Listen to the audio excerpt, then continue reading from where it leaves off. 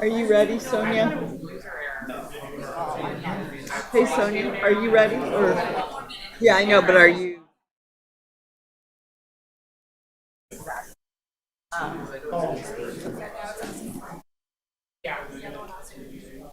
Okay. Okay, I will. Oh, don't ever. Oh, goodness gracious. You're good? Okay. Good morning. Welcome everyone to the, what are we, March 19th. Recording in progress. Hello, welcome everyone to the March 19th, 2025 meeting of the Truckee Meadows Water Authority Board of Directors. We're here at the Sparks Council Chambers this morning, and I'll ask our clerk to please call the roll. Anderson, Andriola, Stewart, Here.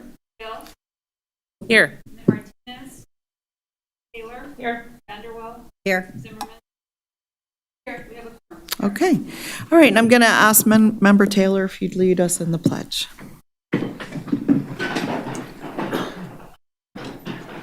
I pledge allegiance to the flag of the United States of America and to the republic for which it stands, one nation, under God, indivisible, with liberty and justice for all. All right. Thank you very much, and we'll open for public comment. And Madam Clerk, do we have any public comment this morning?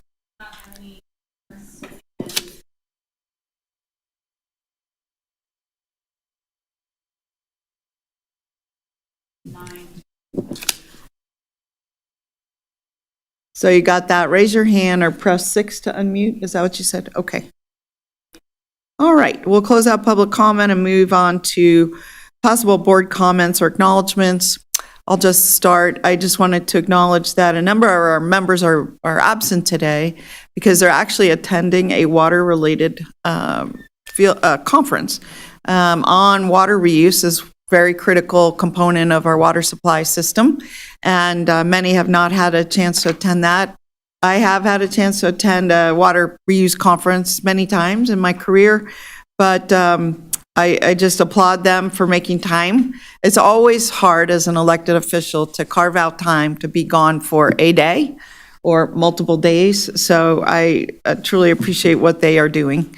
And that includes, I know, Member Andriola, Member Martinez, and maybe other members as well. So, all right. Any other board members like to make any comments about anything? No? All right. Let me ask, though, our director, do you have any general, I know it's board comments, but do you have any words of, we're moving on to our water supply update. Mr. Hawk. Good morning. Good morning. I have a very brief update for you. 5 minutes, it looks like I'm allotted on the agenda. So This is a picture of Donner Lake I took Monday morning. And as you can see, it was still snowing. It snowed throughout the day and into Tuesday. At that time, Monday morning, snowpack in the Tahoe Basin was about 88% of normal. You can see that in the yellow bar for 2025. And you can also see that here in the black line, which is the water content of the snowpack from the start of the water year, which is October 1st, compared to the green line, which is the 30-year median. As of this morning, though, those numbers have actually improved. We're actually about 94% of median, much closer to average. So again, I printed this out for your packets on Monday morning. The conditions are actually noticeably better since then. Overall, reservoir storage is in really great shape, about 71% of capacity, about 3/4 full. That's a really good place to be, before the runoff has even started. And runoff, as projected by the NRCS, we're actually looking at an above average runoff year, slightly above average. And that is because of precip year to date is above average, and soil moisture content is in good shape as well. So we're looking at a really decent runoff year. Lake Tahoe is projected to rise about 1.14 feet from April 1st through its peak. So, and Lake Tahoe now is about 1.5 feet from full. So if Lake Tahoe rises another foot, 1.1 feet, that puts it within half a foot of completely filling this year. which is, again, a really great position to be in. Runoff, you can see projected runoff for the rest of the year in yellow. Again, a normal runoff year, water coming across the state line at the Fair Ed gauge. So with the runoff and the current state of the reservoirs, most of the reservoirs on the system are projected to fill this year. Of course, Independence, Donner, Prosser and Boca, Stampede may or may not fill, and Tahoe's going to be 95+% full. So it looks like it's going to be a really, really great water year once again, despite the snowpack that's slightly below average right now. Any talk of drought is being kept at bay with recent precip. Conditions have improved in the Sierras and our region of northern Nevada. So haven't heard much talk of drought lately, but again, down in the southeast portion of the state, they are still extremely to exceptionally dry. It looks like there's a little bit of activity, storm activity coming in this afternoon, tonight through tomorrow morning. But after that, looking at the forecast, it's looking rather dry and warm. I'm seeing temperatures in the mid to high 70s by next Tuesday. So some of the snowpack's going to begin ripping off. But to sum everything up, normal river flows this year for the rest of 2025 and 2026, easy probably into 2027 with the current state of the reservoir storage. So the water year, despite not being officially over yet, the mold has been cast, the water year is set in stone. It's a good one. Okay. So. All right. Let me open up for questions from anyone and comments. I don't want to put you in a difficult position, but you just posted a lot of data from NOAA, and I know that they've lost employees. I don't know that it's affecting your data at this point, but is everything great? As far as I know, there's been no hiccups. We did have a hiccup a few months back with USGS going to a new platform. But other than that, the NOAA and the Weather Service guys are great. And so, yeah. The data continues to get better year after year. Good. All right. Very good. All right. Any other things? Thank you so much, Bill. Welcome. Appreciate it very much. Things are looking good. We're going to next move to item 8, which is a presentation on TMWA's Aquifer Storage and Recovery Program. Looking forward to this. Thank you.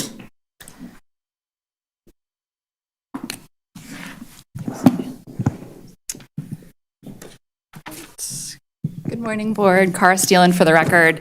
I'm just going to provide a quick introduction, and then Lauren will be giving the update. So Aquifer Storage and Recovery, also known as ASR, is a water management strategy where we inject treated surface water into aquifers throughout the system. This helps maintain and improve groundwater levels and allows TMWA to bank water for future use. We will be presenting the draft 2025 to 2045 Water Resource Plan at April's Board of Directors meeting. And this updated plan provides an analysis of how increased ASR in the future will help improve our system's resiliency to drought and climate change. So Lauren Jones is here today to provide information on TMWA's program to date, which will provide helpful context for the WRP draft plan that will be coming before you next month. Morning, everybody. Lauren Jones for the record. Again, I'll just be presenting on our Aquifer Storage and Recovery Program here at TMWA. And just as I know there's some new members, so just as to reiterate what Aquifer Storage and Recovery is, for us, that's a direct injection of treated surface water into our production wells, into some of them anyway, and recovery of that same water during periods of demand. So for us, that's during the fall and the winter months, we will inject the water. We use treated water from either Chalk Bluff and Mount Rose treatment plants to inject the water into select production wells. So in general, we're injecting in the winter months, and then we're producing that water in the summer months. So just a little history of the ASR history, and then just going over some of our state regulations. TMWA has been recharging since 1993. This is a map of our service territory, which I'm sure you've seen, and some of those dots are our production wells, and some of them are ones that we can and do inject into. Currently, we inject into 5 distinct hydrographic basins, and this all has varying geology and many different considerations, so it's not all the same, and that really affects how we choose where we recharge and when we recharge and what wells to pick. Since the inception of recharge, We have injected a total of over 42,000 acre feet of water. And in order to do this legally, we are regulated by state agencies. We're regulated by the Nevada Division of Water Resources, and they monitor more of how much water we're putting in the ground, how much water we're taking out. And then we're also regulated by the Nevada Division of Environmental Protection, specifically the Underground Injection Control Program, and they're more focused on the water quality side of things. What does the water quality look like going in the hole, and what is the water coming out of the hole at every well and all over the system. So we are monitoring everything extremely closely throughout the entire ASR process. For our current operations and our overall ASR objectives, I just wanted to kind of high level mention that no matter what, TMWA is trying to maximize our resources, and we do this through conjunctive use. We're using surface water when it's available to meet our customer demands, first and foremost. So we're able to allow wells to rest that didn't in the past, and whenever we can, we do this. And that allows for natural recharge for our groundwater levels through passive recharge. So we do that whenever we can, let those wells sit, use surface water. And then on top of that, we obviously have our ASR program where we're artificially injecting water for recharge. And we do this for many reasons. We do it for drought supply and resiliency. So we look at that on a seasonal basis and a long-term storage basis. We do this to maintain and improve groundwater levels where we need it. We don't need it everywhere, but we do need it in some locations. And then we also do it to improve water quality. So we might have a well that for instance, arsenic, we'll choose to inject water in that well to lower the arsenic concentration. So when we come to pull the water out, we have lower concentrations of arsenic.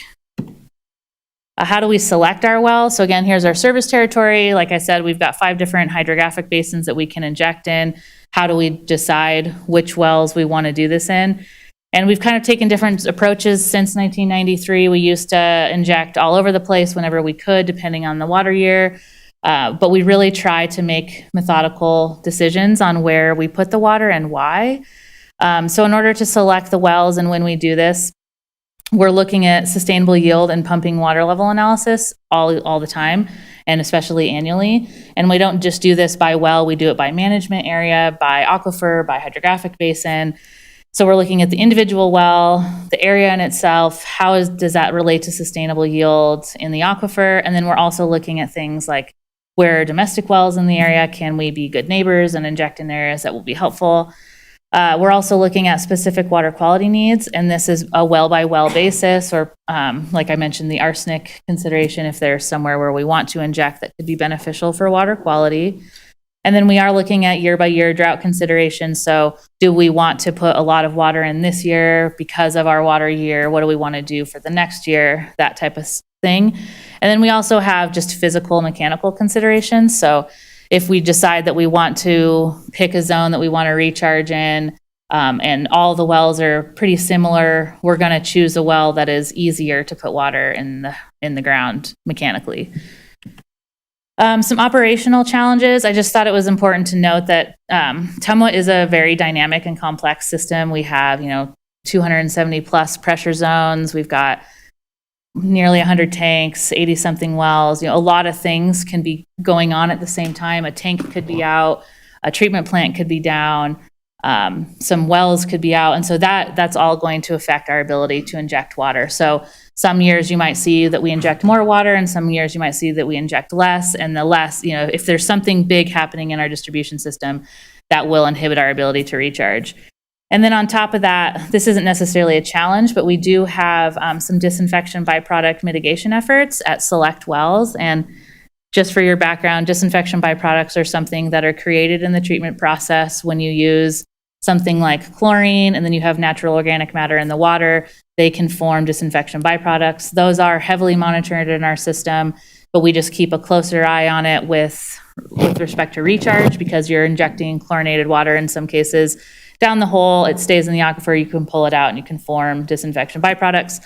So we are looking into specific DBP mitigation efforts. So currently we have 3 activated or granule activated carbon filters at 3 wells, and that takes the chlorine residual and it lowers it or takes it down to 0. So that stops the formation of these disinfection byproducts.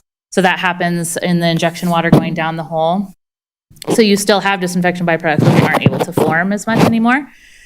And then we have a liquid ammonium sulfate injection at one well, and that's a chemical injection process where you're converting the chlorine residual to a chloramine, and that will also stop the disinfection or the disinfection byproduct formation in the well. And then we're also trying things like installing total organic carbon analyzers at select locations, because these disinfection byproducts are so heavily reliant on how much organic matter is in the water. If we know exactly real-time data all the time of what's going down the well, we can say, shut it off at this value, so we know we're stopping any formation potential that could be detrimental. So that's just all part of the considerations on when and how, and things that can impede, how much water we inject. I just wanted to show also some water level graphs, like how does ASR affect water levels? This does change within the different hydrographic basins. This is at our Arrow Creek 2 well, a monitoring well that's right near the production well. This is up located on the Mount Rose fan. And this well was subject to heavy pumping prior to TMWA taking over. This was in a groundwater reliant area completely.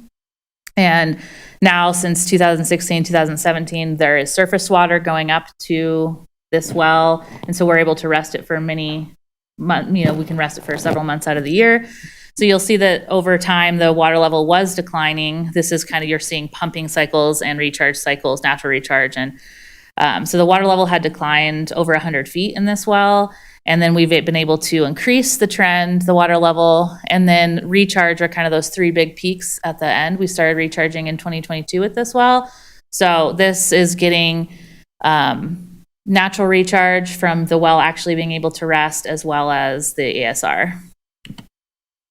For future ASR expansion, we do plan to recharge more and improve, or not improve, but just do more water, more volume every year. But in order to make this happen and still follow the let's inject water where we actually need it instead of all over, we will need to drill and construct additional supply wells equipped for recharge. So we might drill injection-only wells, and then we'll continue to upgrade dual-purpose wells like what we have now. We might need to purchase some downhole flow control valves, because we are mechanically restricted to inject in any more wells that we actually need. So we might have to add some valves that make it possible for us to actually get water physically down in the well. We're going to need to amend current and state permits to expand areas or go into a different hydrographic basin, for example. And then this is also going to include indirect potable reuse. So the project in American Flat, which I'm not going to touch on, but that is going to be part of it, increasing our total volume. So in about 2 to 5 years, our total goal is to inject around 5,500 acre feet a year, and that does include the water in American Flat. And then long range would be something more like around 8,000, and that's additional wells, more wells in areas. So that's a pretty large goal, and it's going to require a lot of work to get there, but that is where we're at right now. And thank you. Any questions? Yeah, I have a couple, but let me open it up if anyone else would like to ask some questions about this process. First of all, I just want to thank Sonia. Somehow the sound is much better. We can hear our presenters very well. I'm sure it helps on Zoom as well for anyone, or future video, so thank you. I know we talked about that last time. I wondered, I didn't want to stop you, Lauren, but I wanted to find out, what is your actual job at TMWA? Oh yeah, sorry. I'm a hydrogeologist here. Okay, and you work with Cara? Yeah, sometimes. Okay, just sometimes? Yeah. Sometimes? Yeah, we work on different things, so, Okay. but we do work closely on some projects. Okay. And then how long have you been at TMWA? Because I don't recall having a presentation from you before. I've been here for almost 10 years. Yeah. I've presented maybe 4 times. Yeah, somewhere over around there. that 10 years, Yeah. yeah. All right, and then I just had a couple of quick questions. When you said the goal is 5,500 acre feet per year, is that for all wells? I was a little unclear. Yes, I'm sorry. That is everything.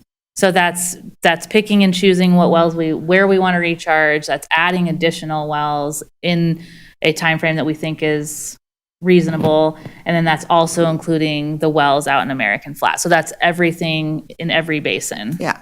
And then could you go back to one of the recent graphs about the fan recharge? Mm-hmm. This one. So it still looks like it's declining. So There, in the last Overall? 3 years, this is only because of the operational stuff that we've had going on where we've had to pump more just in those areas. Because of fires or something? Tanks being down or plants being down and just having to rely on it more heavily. Just some extreme conditions where we've had to use the wells more. But overall, the trend is still positive than it was in the past. And with the both recharge. So the trends that you see there in the last 2 years are not necessarily indicative of what we're going to do all the time. You don't think so? Okay. And then you spent a lot of time talking about the water quality issues and the byproducts, and I don't know that the board members are fully up to speed on that. You were speaking in your language, but could you just, if I could recapture, it sounds like what you said, and I'm pretty familiar with this too. I dealt with ASR a lot, but basically you're saying that the chlorine in the water itself interacts because of the organic material in the soils to cause, or in the waters, to cause these chemicals or byproducts you referenced that are not good. And could you just say what they are? What are you referencing? Yeah, so we, it's two things for us for injection. For the treatment process itself, it's the organic matter in the water. You're going to have natural organic matter from the Truckee River, from Whites Creek, whatever it is that is naturally occurring. It does reduce through the treatment process, but it's not being eliminated completely. So you combine that with the chlorine residual, and that will form disinfection byproducts. For us, our primary concerns are something called trihalomethanes or haloacetic acids. Nothing is really an issue for us. We're just keeping a really close eye on things. But the things that we are watching more closely during injection are the trihalomethanes, because the haloacetic acids attenuate very quickly. They are not really something that we need to keep an eye on because they go away. But for the recharge side of things, the trihalomethanes are, they're staying in the ground, and you have organic matter also in the aquifer as well as in the water, and it's sitting there for an undetermined What's period. bad about that? They can be the concentrations of trihalomethanes could become larger. But So I mean, we're- what's bad about that? They're carcinogenic. It's a tier 1 violation. We're on the primary drinking water standards, and they are monitored. Our water quality department monitors them all over the system. We monitor them, but it is part of the disinfection byproduct rule, and we just keep a close eye on them. It can also happen in surface water. Yeah, Is that- I mean, it is in our surface water. Right. That's how it gets to the groundwater. It doesn't naturally occur in groundwater. It's just when you're taking that surface water that already has that organic material. So I heard you say you're trying to dechlorinate before you inject to reduce this possibility. Yes. Is that right? Yeah, at some of the sites. Okay. And then one more thing. You early in your presentation, you talked about physically, mechanically having a hard time. And could you just explain that a little bit more? Yeah, so we have two different types of wells that we inject water into. We inject into a vertical turbine type of system, which is the pump is at the bottom, you have a spinning shaft and water comes up the top. And then we have a submersible pump and motor where that's all just downhole. And the vertical turbines are where we've primarily injected in the past. Those are kind of our in-town wells. And we can take water from our distribution system and it goes directly down the column of the pump into the water. So you have a full pipe of water and that goes into the aquifer. And then our submersible systems, you have to add some type of additional pipe to get down to the water, either alongside the pump column or a valve, which we are looking at doing. But those, mechanically speaking, when you're turning recharge on, you're having to make many adjustments on the valves. And some wells are just easier than others to either keep the water from cascading, which means keeping a full pipe. You want to keep a full pipe. Some just need a little bit more babysitting just through the valving process. It's just some wells are just easier. I don't know if that answers Well, it are you well saying enough. that you have to apply pressure to push the water to overcome the hydrostatic pressure? We do What are you not saying? increase pressure.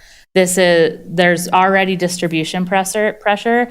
And so when we're turning the water around, we want to get enough positive pressure. So that could be 1 to 3 PSI just to fill the pipe. We know the pipe is full of water, and then that will go directly downhole. So a true pressure injection system would be closed off from the surface. This is open to atmosphere. So you're not getting a pressure injection. It's just you get enough back pressure from the system to fill the pipe and send it down into Okay. the well. All right. And there's just some valves, and depending on the system pressure and where you're at, are just easier Okay, and not. all right. Let me just see if anything, yeah, thank you. Ms. Taylor. Thank you, Madam Chair. Thank you, Lauren, for being here. Nice Yeah, to meet you. nice I to meet understood you. about 1 of every 10 words you said. Sorry. So I'm going to just throw out a roll. Can you explain to me, what is the domestic well good neighbor efforts? So we do have in some areas where we have injection wells that are somewhat close to domestic wells. So we might choose to inject that might benefit their water levels in some places. So that's not everywhere, but You're saying they got drawn down. no, I'm not saying that. I'm No, saying I that, mean, the domestic wells. no, I'm not. I'm just saying if there's wells close enough that our injection can benefit their water levels. But I'm saying, at least in some areas, maybe not the area you're talking about, but in some areas, the wells have gotten drawn down. yes. And by putting more water in the system, you're helping to recharge the area they're drawing from? Is that basically the idea? Yeah, maybe in some cases, but it's not like we're targeting it just specifically because their water level is. It's a regional thing where it's close enough to say we're benefiting not only our system, but the wells that are also constructed in the same The aquifer. domestic well. Yeah. So what I'm hearing is we're being good partners Yes. with our domestic neighbors in this Yeah. space. Perfect. Yes. Well, that's why I was saying you were using your lingo. A lot of Yeah, what you sorry about said that. was very elevated in terms of terms, scientific terms. Well, I apologize. So, yeah, so any other, yes, Ms. Hill?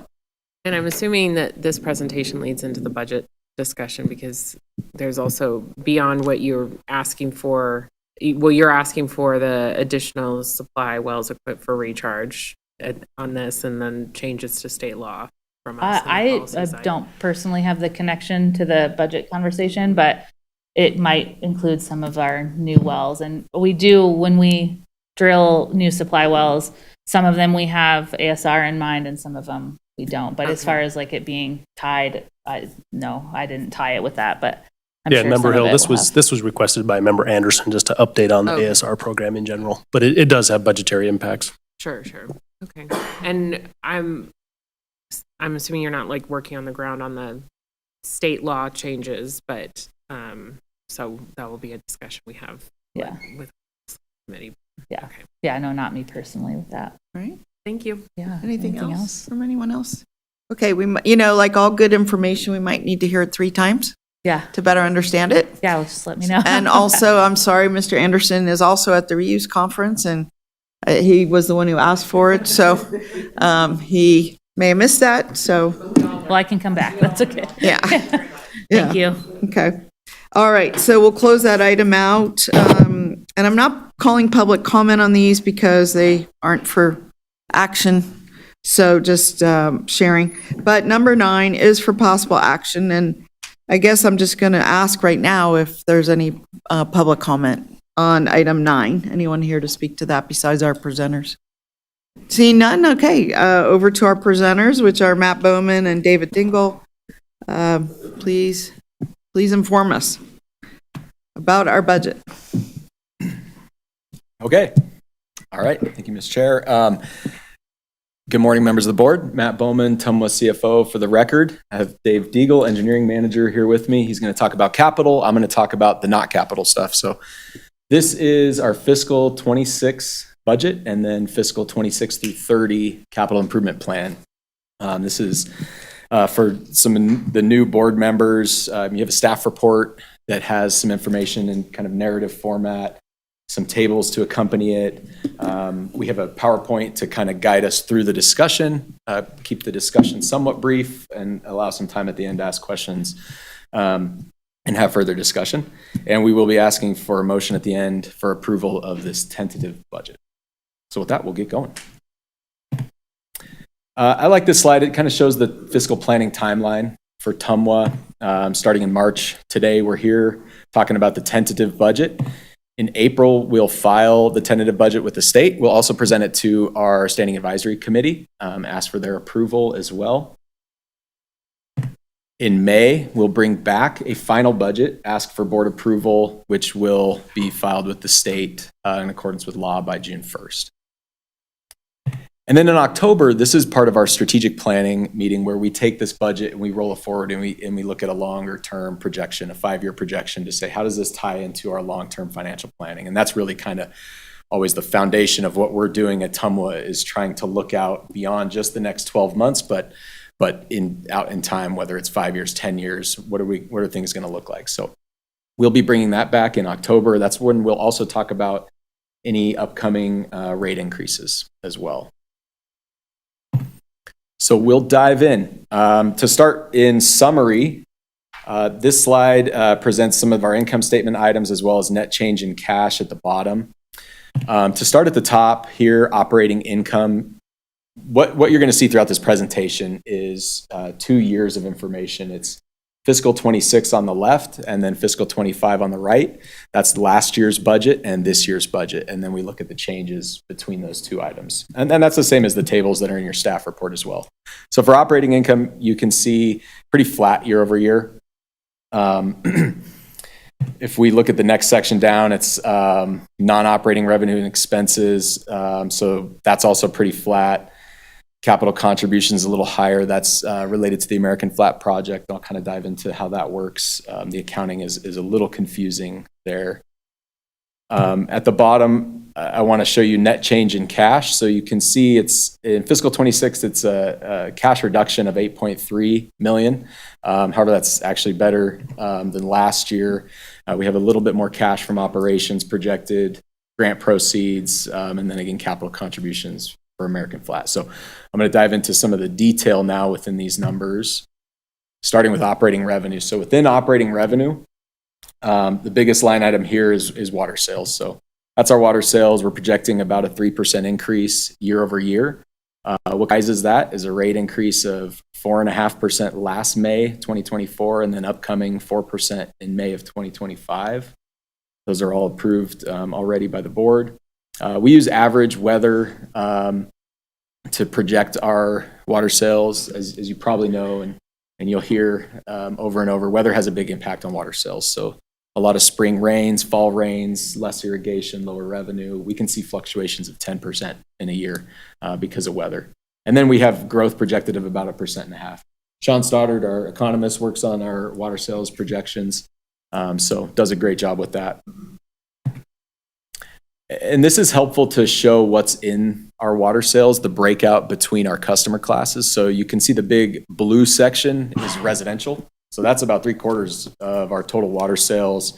Commercial, 11%, irrigation, fire protection, 13%, and then a small amount of wholesale water. Operating expenses. So this is money going out. We have salaries, wages, employee benefits, services and supplies, and then depreciation, which is obviously non-cash. We'll start with salaries and wages. So we're projecting 6.5% increase year over year. Included in here, we have 14 position additions this year, headcount additions. 7 of those among technology, security, and HR. And then we have 7 among engineering and distribution. One of the things that we always pay close attention to, even more so in recent years, is looking at these headcount additions and really challenging leaders as to why. Why are these positions needed? What alternatives have you considered? Do we really need to add staff here? What happens if we don't add staff? What are the risks to not adding a staff here? Is it employee burnout? Is it something that's not getting done? So that's something that we look at. And through that process, just this year, we decided we could defer 6 other positions that were kind of slated or asked for or talked about. And so that's just kind of a glimpse into how we look at that. Employee benefits. So the next line down, I'm sure you've all heard by now, PERS has an increase of about 10% in required contributions, and that starts July of 2025. So they do this every other year. So you could look at it, it's a 5% per year over the last 2 years if you look at it this way, because there wasn't anything last year. Prior to that, though, it was about 12%. So that's something that we're paying attention to. It's about $1.2 million impact on our budget, the PERS increase. The next section in here is services and supplies. So I want to pause here and give a shout out to TMWA staff. So this line item, there's a lot of work that goes into this. This is department level budgeting. And on the accounting side, we have Sophie Cardinal sitting up there, our financial controller, and she leads kind of the organization of the services and supplies budget, along with her two staff accountants, Veronica Galindo and Anna Rodriguez. They put a ton of work over a short period of time to pull all these numbers together.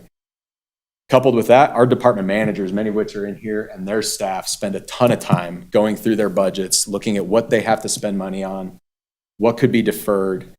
Can they defer something without sacrificing operations, sacrificing delivery of water? And so there's a lot of work that goes into this, again, over a short period of time, because we're trying to use all the information we have up to, about the end of January, and then it's a mad dash between January and February to bring these numbers together, again, with some downward pressure coming from the finance department saying, we got to work hard to keep our costs as limited as possible. What can we do with less? And that's really the discussion.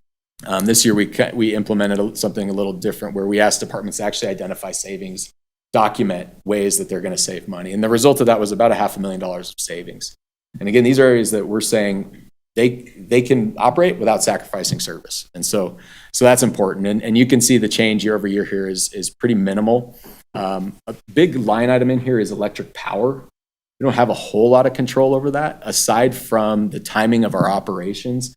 Look at Darren Garland over there, who their staff, as far as operators filling tanks, running pumps, when they do that, is optimized to take advantage of lower power costs during off-peak periods. And so there was a lot of study done around that at TMWA 10 plus years ago. And so we've kind of optimized that, but it's always at the forefront of our mind because that is our biggest line item. With electric power, we've actually seen a benefit a little bit over the last few quarters because of NV Energy's pass-through rate adjustments, which have been favorable to TMWA. So we saw a big spike in power costs during kind of that inflationary period in fiscal 23. Stabilize actually has come down a little bit. So we're projecting a little bit of a decrease. Now, that will be offset by future general rate case increases that NV Energy is talking about. So looks decent in the short term. Long term, we're going to see power increases. And so that's something that we're paying attention to. The next part is non-operating revenues and expenses. So the chart at the top, this is investment earnings, interest expense are the two biggest items. Investment earnings, cash coming in, interest expense, cash going out for debt service. And this is all related to kind of cash balances. And so because those are pretty stable, our debt is stable, there's very little change year over year in that category. The bottom section of this graph is a budget breakdown. I added this year. It's new because I thought it'd be helpful. This is looking at now the total outgoing cash from TMWA by category in the pie chart. So you can see salaries, wages, and benefits across TMWA is about 30% of our total budget. Services and supplies, 27%, debt service, 18%, and then rehabilitative capital is about 25%. The rehabilitative capital is the big repairs and replacements of existing infrastructure, not related to growth. And so that's really kind of how our budget breaks down. Excuse me, you can see the numbers in the table to the right. I thought that would be helpful to keep kind of everything in context as to order of magnitude. Okay, moving on. The last section of the income statement is capital contributions. So we'll start with grants. So a change year over year of about $9 million. The majority of these grants are related to the American Flat Project. So we have Bureau of Reclamation Title 16 grant. TMWA's share of that's about $9 million. EPA community grants for about $1 million, and then SRF principal forgiveness related to PFAS at American Flat of about $2 million. The big question is, are we still going to see this money with what's going on? And we believe so. We have not heard anything other than that. These programs, these projects, these grants seem to be in line with what's being allowed to continue. We have seen some delays in the processing and the application status and that sort of thing. So, but by all accounts, we've heard from the agencies and our understanding is that we'll still see the money. So we're keeping an eye on that. The next section in here is developer contributions or connection fees. So two line items in this budget, will serves and developer facility charges are basically connection fees for developers. So what we've seen over the last few years, you can see in this chart, we sort of saw a spike in fiscal 21, 22, dropped off in 23, 24, 25, 26, sort of stable. We're projecting a little bit of a decrease here, not a lot because we've still got projects humming along. However, we are seeing a little bit of a slowdown, so that's why between those two line items, you can see fiscal 26 to 24 is a little bit less. So this is hard to project out beyond about 12 months. So we feel pretty good about the next 12 months with money coming in the door for new projects. Beyond that, difficult to say. The last line item in here is contributions from other governments. So this is where we recognize the payments from City of Reno under the existing ILA for American Flat. So the way this project is working is TMWA's leading the charge on construction as far as contracting with the project. And then at the end, TMWA's going to own 80 to 90% of the assets.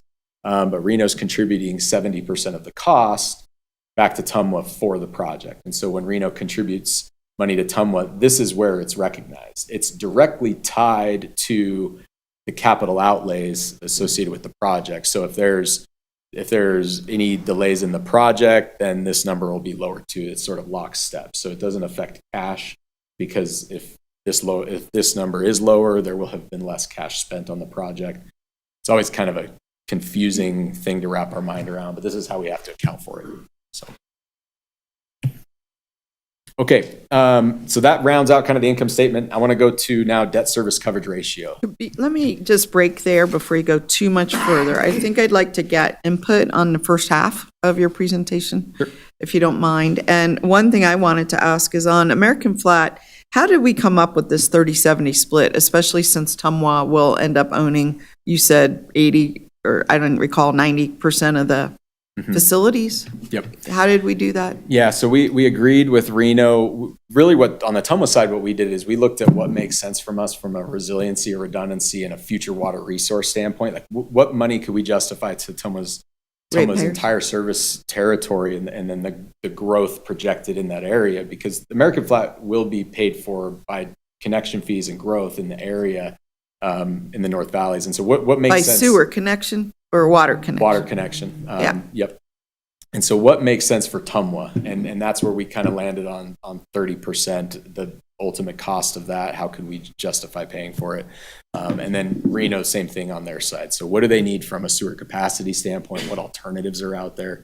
And I can't speak in a lot of detail for that, but that's kind of how we landed on it. Okay. And then before we got too far back, you mentioned power increases, and I suppose our hydropower is ever more important in this scenario, right? Because do we have relatively fixed costs for generating that? I mean, I understand the maintenance and all, but. Yeah, there's some capital coming for hydro to maintain some plants, and you'll see that in the capital plan. As far as the maintenance, it's relatively fixed. I will say though, it's separate from the cost that we incur for power. Yes, So we have to pay, but we also have an income side. Exactly. So Or an we're- offset side. We're getting money through a power purchase agreement. To generate your own power and consume it yourself. I mean, have things changed, or is this just, have things changed, or is this just a natural evolution of where we are with MV Energy? Yeah, this is like if you were to put solar panels on the property. That's what the I'm same- likening same it idea. to as well. Yep, same But they idea. only allow you to do so much, right? And so it's possible we could generate more, but we're only allowed to self-supply so much, and that's what I'm trying to get at. Yeah, we would be able to supply everything we're using, and then there would be a net metering benefit for any excess. Where we could sell over and above what we need, Yeah. but we're not in that space. Well, we don't know. The project is ongoing. It's not done So yet. we could get into a net metering, where we could sell excess power. Go Yeah. ahead. Good. Yes. David Deagle for the record. In this agreement, if you have solar power, you don't get to sell it back. It's the same thing here. If we created more power than we used, they're not going to give us money for it. It gives We you get a credit, right? And it's not a perfect one-to-one, but it's a whole lot better than what you would see on a power purchase agreement. So the benefit is Chalk Bluff's one of our biggest power users. We're going to be offsetting that cost. And that's where you see the biggest benefit. But if we were to create more power than what we use, they would not see that as like a money in our pocket. I have solar and I have grandfathered in, and so I can sell. Because, we had grandfathering for 20 years on net metering, and so we can sell back, and they actually gave us a rate. My particular one's like 11 cents per kilowatt, which was a higher rate at the time as compared to some, but, this was the challenge, that people going forward could not do that. They could only be a credit to themselves. And I don't know. I don't agree with that policy at all. I still don't. But anyway, and particularly in our case, it would be a great benefit to TMWA to be able to sell excess power. Yep. And I'll add one thing: the credits will be utilized because this plant won't run year round. Right. It can't run during the summer because Low of the demands flows. through Chalk Bluff. So Right. any credits that are generated during the off season when it is running will Get absorbed. My understanding is they'll carry forward and they'll be utilized. And then I think I had one other question, but I don't have it here right now. So let me just ask, anybody else have questions on this part so far? Yeah. I'm happy to hear the rest of the presentation, but I'm wondering, since we are so early in the budget process, which I really appreciate you coming to us so early, since at our home jurisdictions, we discuss the budget like in December and we're, working on it, but on these regional boards, sometimes it's just like, okay, here's the budget in April and you better adopt it. So thank you for doing that. But I think when the opportunity is right, and maybe when we get through the rest of the presentation, I'd like to talk about a potential new initiative and how that would be done by the board. And when that time comes Perfect. around. Thank you. Anything, Ms. Taylor? Well, I did find my other question, and I meant to lead with this, which is, you're talking to a bunch of elected officials who are all having to freeze positions and potentially cut. It is, a bit anomalous to be here and we're adding positions. And I just wanted to speak to my colleagues that, we're in an enterprise fund essentially where we're providing a service, and it's a pay-as-you-go, right? We charge our customers to do the job. And we're in a very different situation in our home jurisdictions, and where we have to absorb these cuts and figure it out somehow. And I just wanted to remark on it. The other thing I wanted to remark on is that out of most of our jurisdictions, we have like 80 to 85% personnel costs as compared to you with so much capital, because that's what you do. And it's a very different split than what we see at our home jurisdictions. And I just wanted to comment that it's a little whiplash in a way, because we've spent time in budget meetings and how are we going to meet a 25 million or 20 million or whatever shortfall. And here we're talking about adding. So it's just, we have to adjust our thought process a bit. So I just wanted to make that comment. Absolutely. Okay. Yeah, we're certainly sensitive to know what's going on. And I appreciate you doing the questioning. I appreciate you asking, what if we didn't add, it could be a little in your face if you're not just adding 14 people, but over 20 people. And, it gets to feeling a little discordant, Absolutely. Okay. So now you're shifting a little to this next. Yeah, so this is, we're going to look at a couple things here briefly, and I'll kick it over to Dave to talk about capital. So debt service coverage, this is an important measure for TMWA internally, but also externally. And so rating agencies look at this. We have bond covenants that are tied to certain measures in here. So it's something that we pay attention to. What you're looking at here, the blue line is our senior lien debt service coverage ratio. So that's going to be debt service coverage, which is the little calculation here to say, what is that? It's operating revenue minus operating expenses. And then you divide that total by senior lien debt service, and that gives you that blue line. The yellow line is total debt service coverage. So our measures aren't actually tied to that, but it's something that we started looking at because we felt like it was important to look at our all-in debt service. And really that just adds in our SRF loans that are out there as well. So those are the two lines that you're looking at. The checkered lines are our objectives. And so the top line is what's required by board policy. And then the red line is required by our bond covenants, 1.5 times and 1.25 times. Those are the two measures. So you can see here we're very close. We're very close, and we have been for a while. But we're still below. We're below. We're projecting to be below. However, I will say if you look at the blue line, we're projected 145. It's just below what our board goal is. However, I think we're going to come in higher than that. Part of it is that within our operating expense budget, we tend to land 5-7% below budget, in which case our actual will be a little bit higher. We'll have a few percentage points higher. Gotcha. But yes, we're below that line. when we came a couple years ago with our rate plan, we started to see this and we said, what do we feel comfortable with for rate increases to customers to get us to this point and not more than that. And that's kind of why we're sort of operating on this edge of meeting our objectives. So that's what we always balance. We want to keep our water affordable, meet our objectives, still deliver quality water. So there's some risks here that I want to talk about.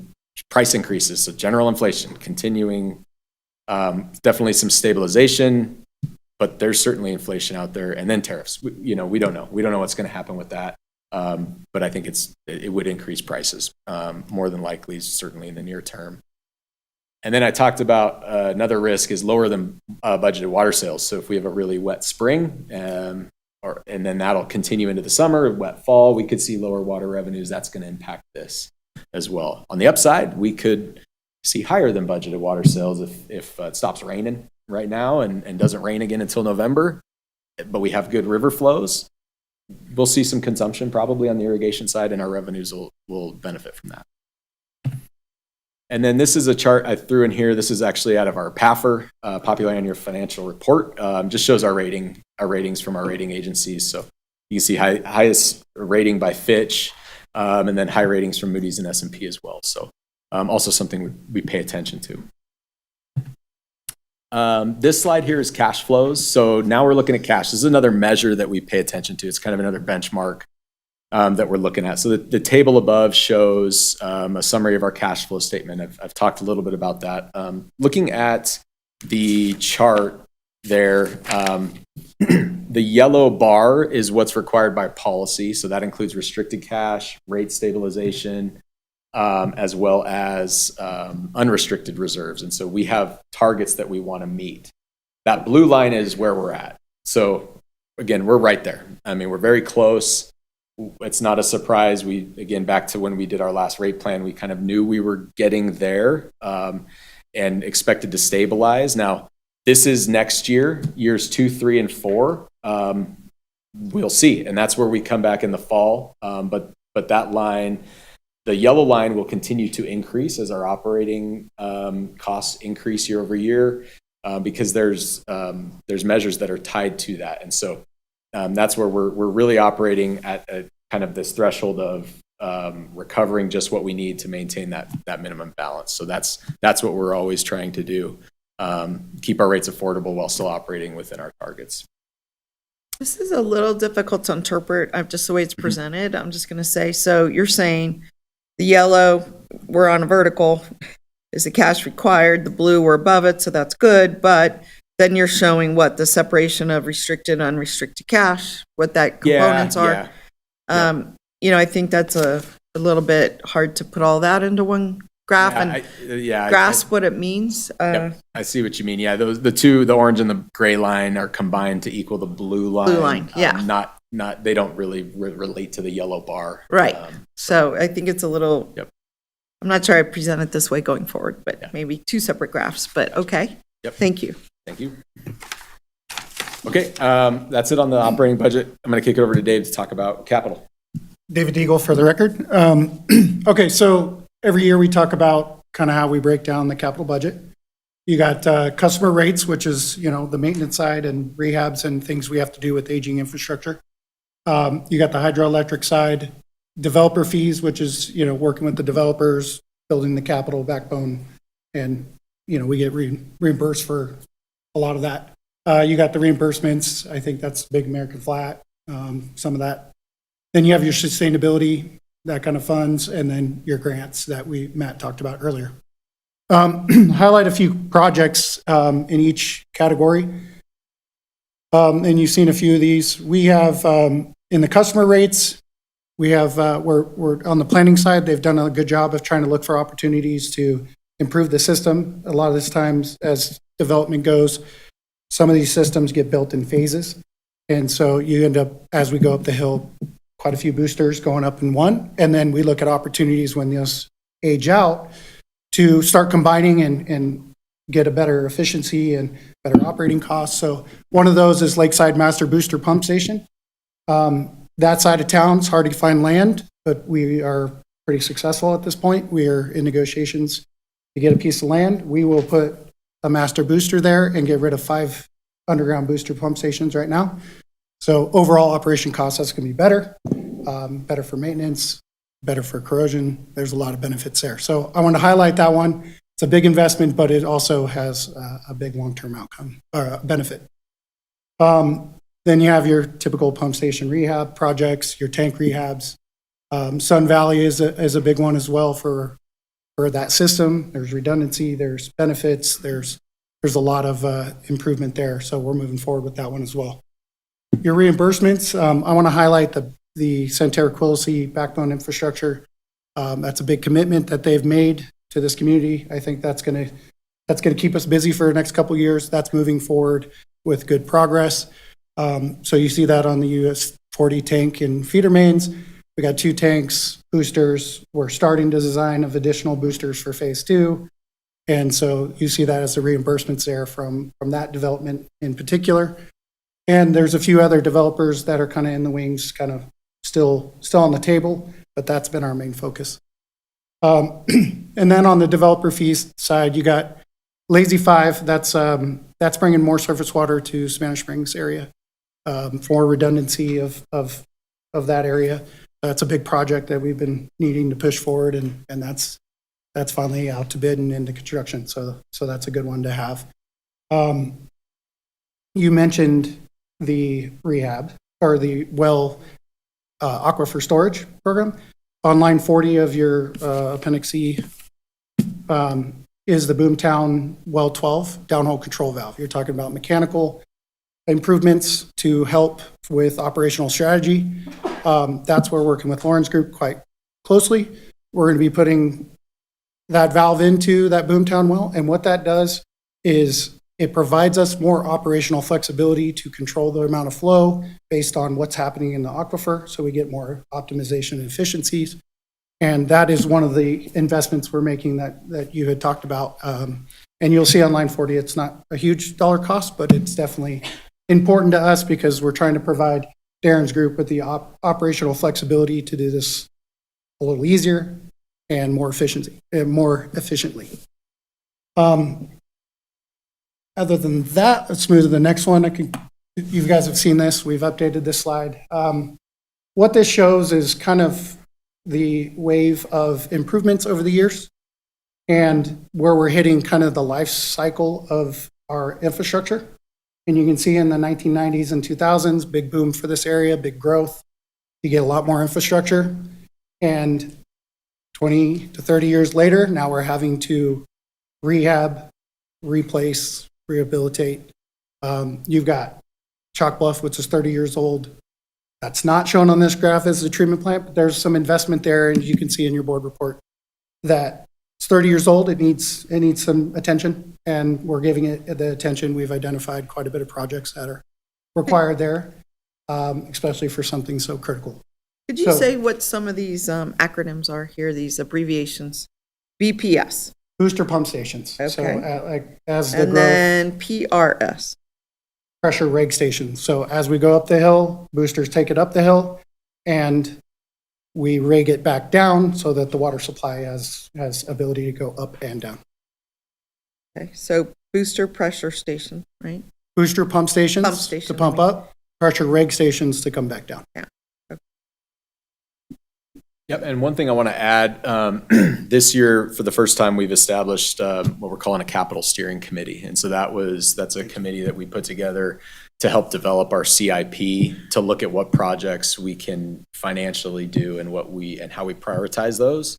And then because as you saw our cash, thinking back to our cash balance, we can't go do everything that we need to do right away. So we've got to phase stuff, we've got to prioritize stuff, and we've established a committee to help us do that. That's been really, really beneficial, and that was all part of this process. Oh, I think if you looked back at what Matt's risks were with cost fluctuations and unknowns, tariffs and whatever, we're going to be meeting more on a regular basis with this committee to reprioritize and look at what things are costing.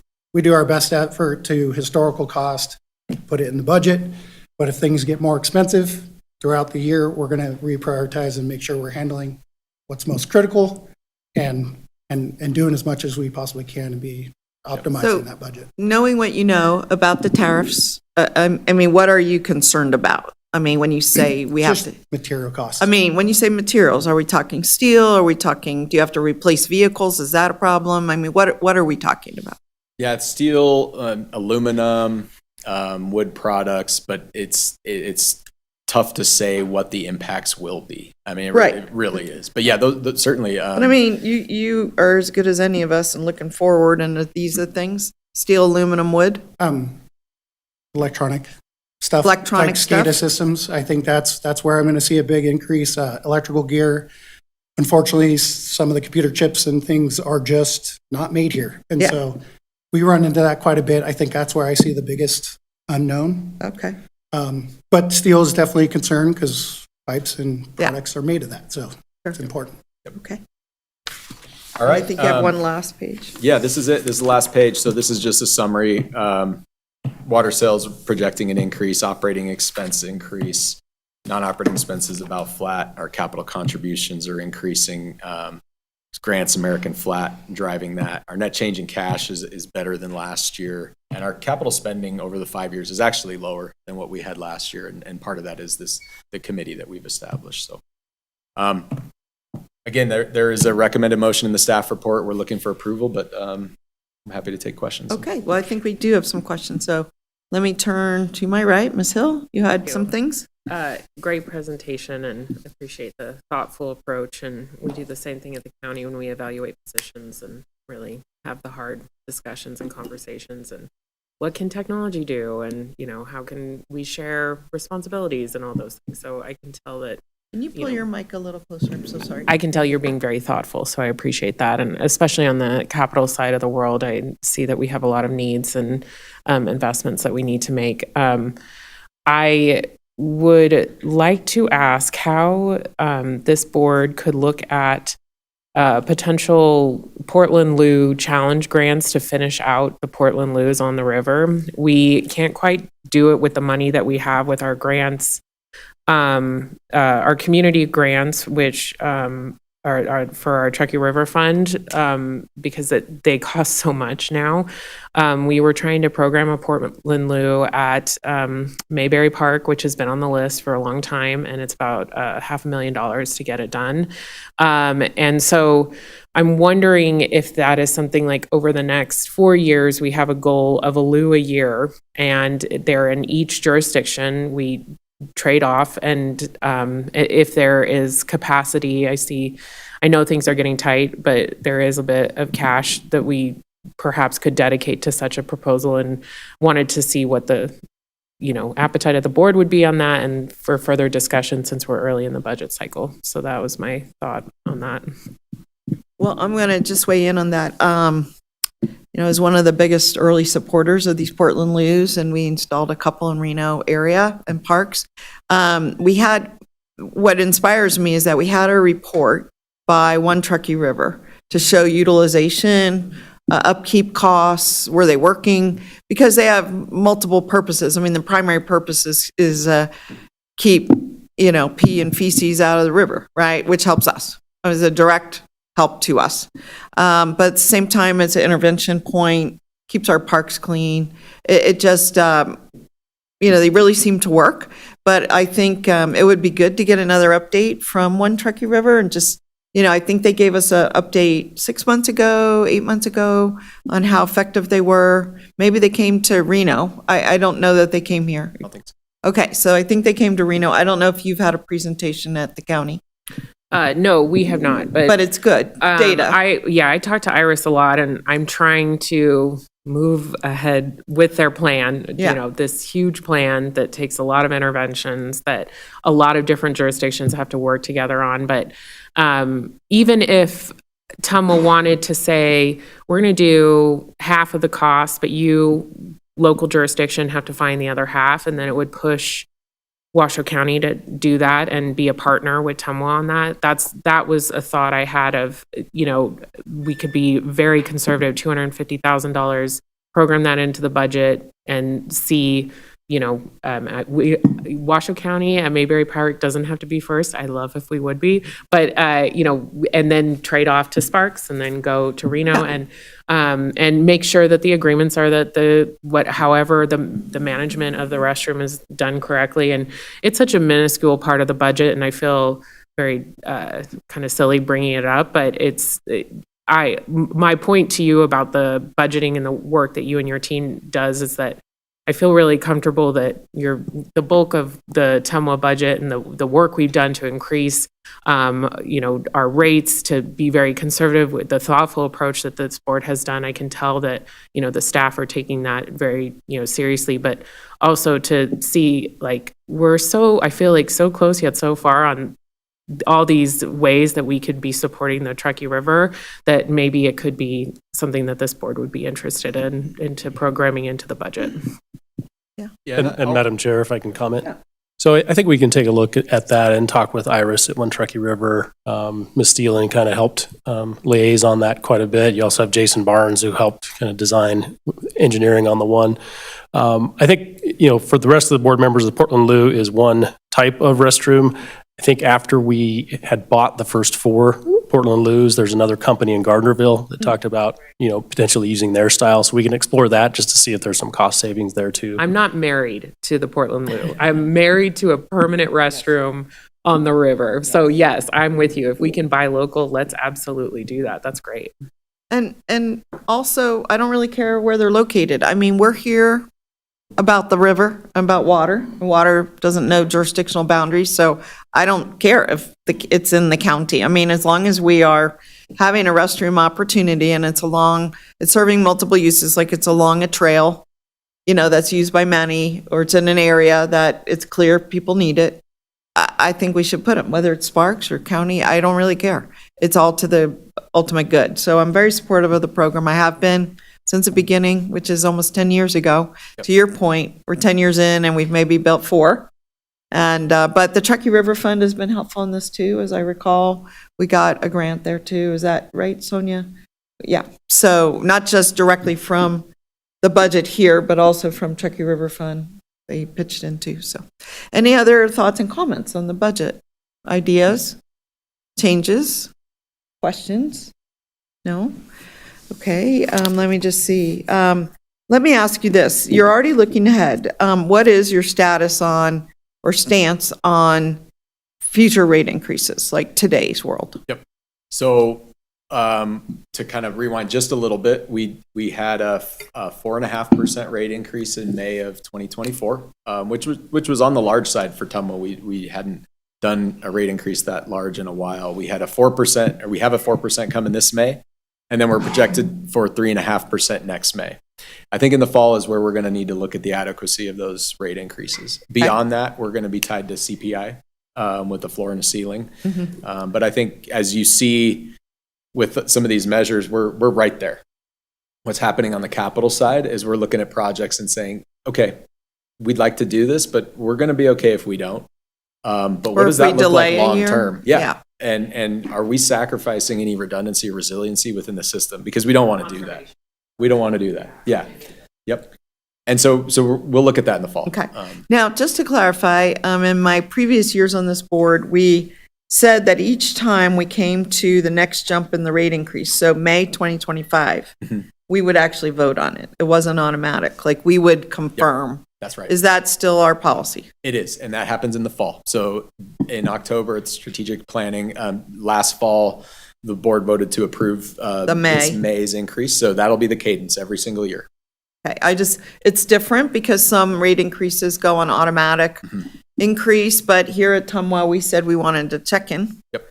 And we have a check in, and it's still in place. So that's good. Yep. Okay. Let me just see if there was something else. I asked a lot of my earlier questions already. I know there was one of these graphs that caught my attention.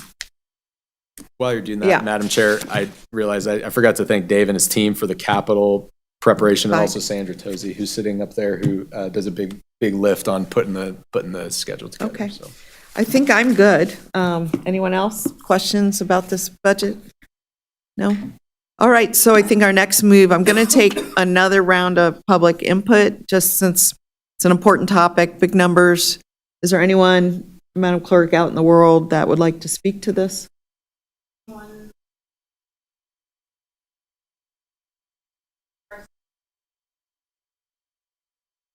Okay, and anyone in the room? And did I hear someone online? Okay.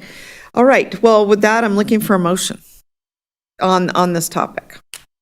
I'm happy to move to support the tentative budget as proposed by staff with potential evaluation of a partnership with One Truckee River on Portland Loos and how we could add that to this budget. Okay, is there a second?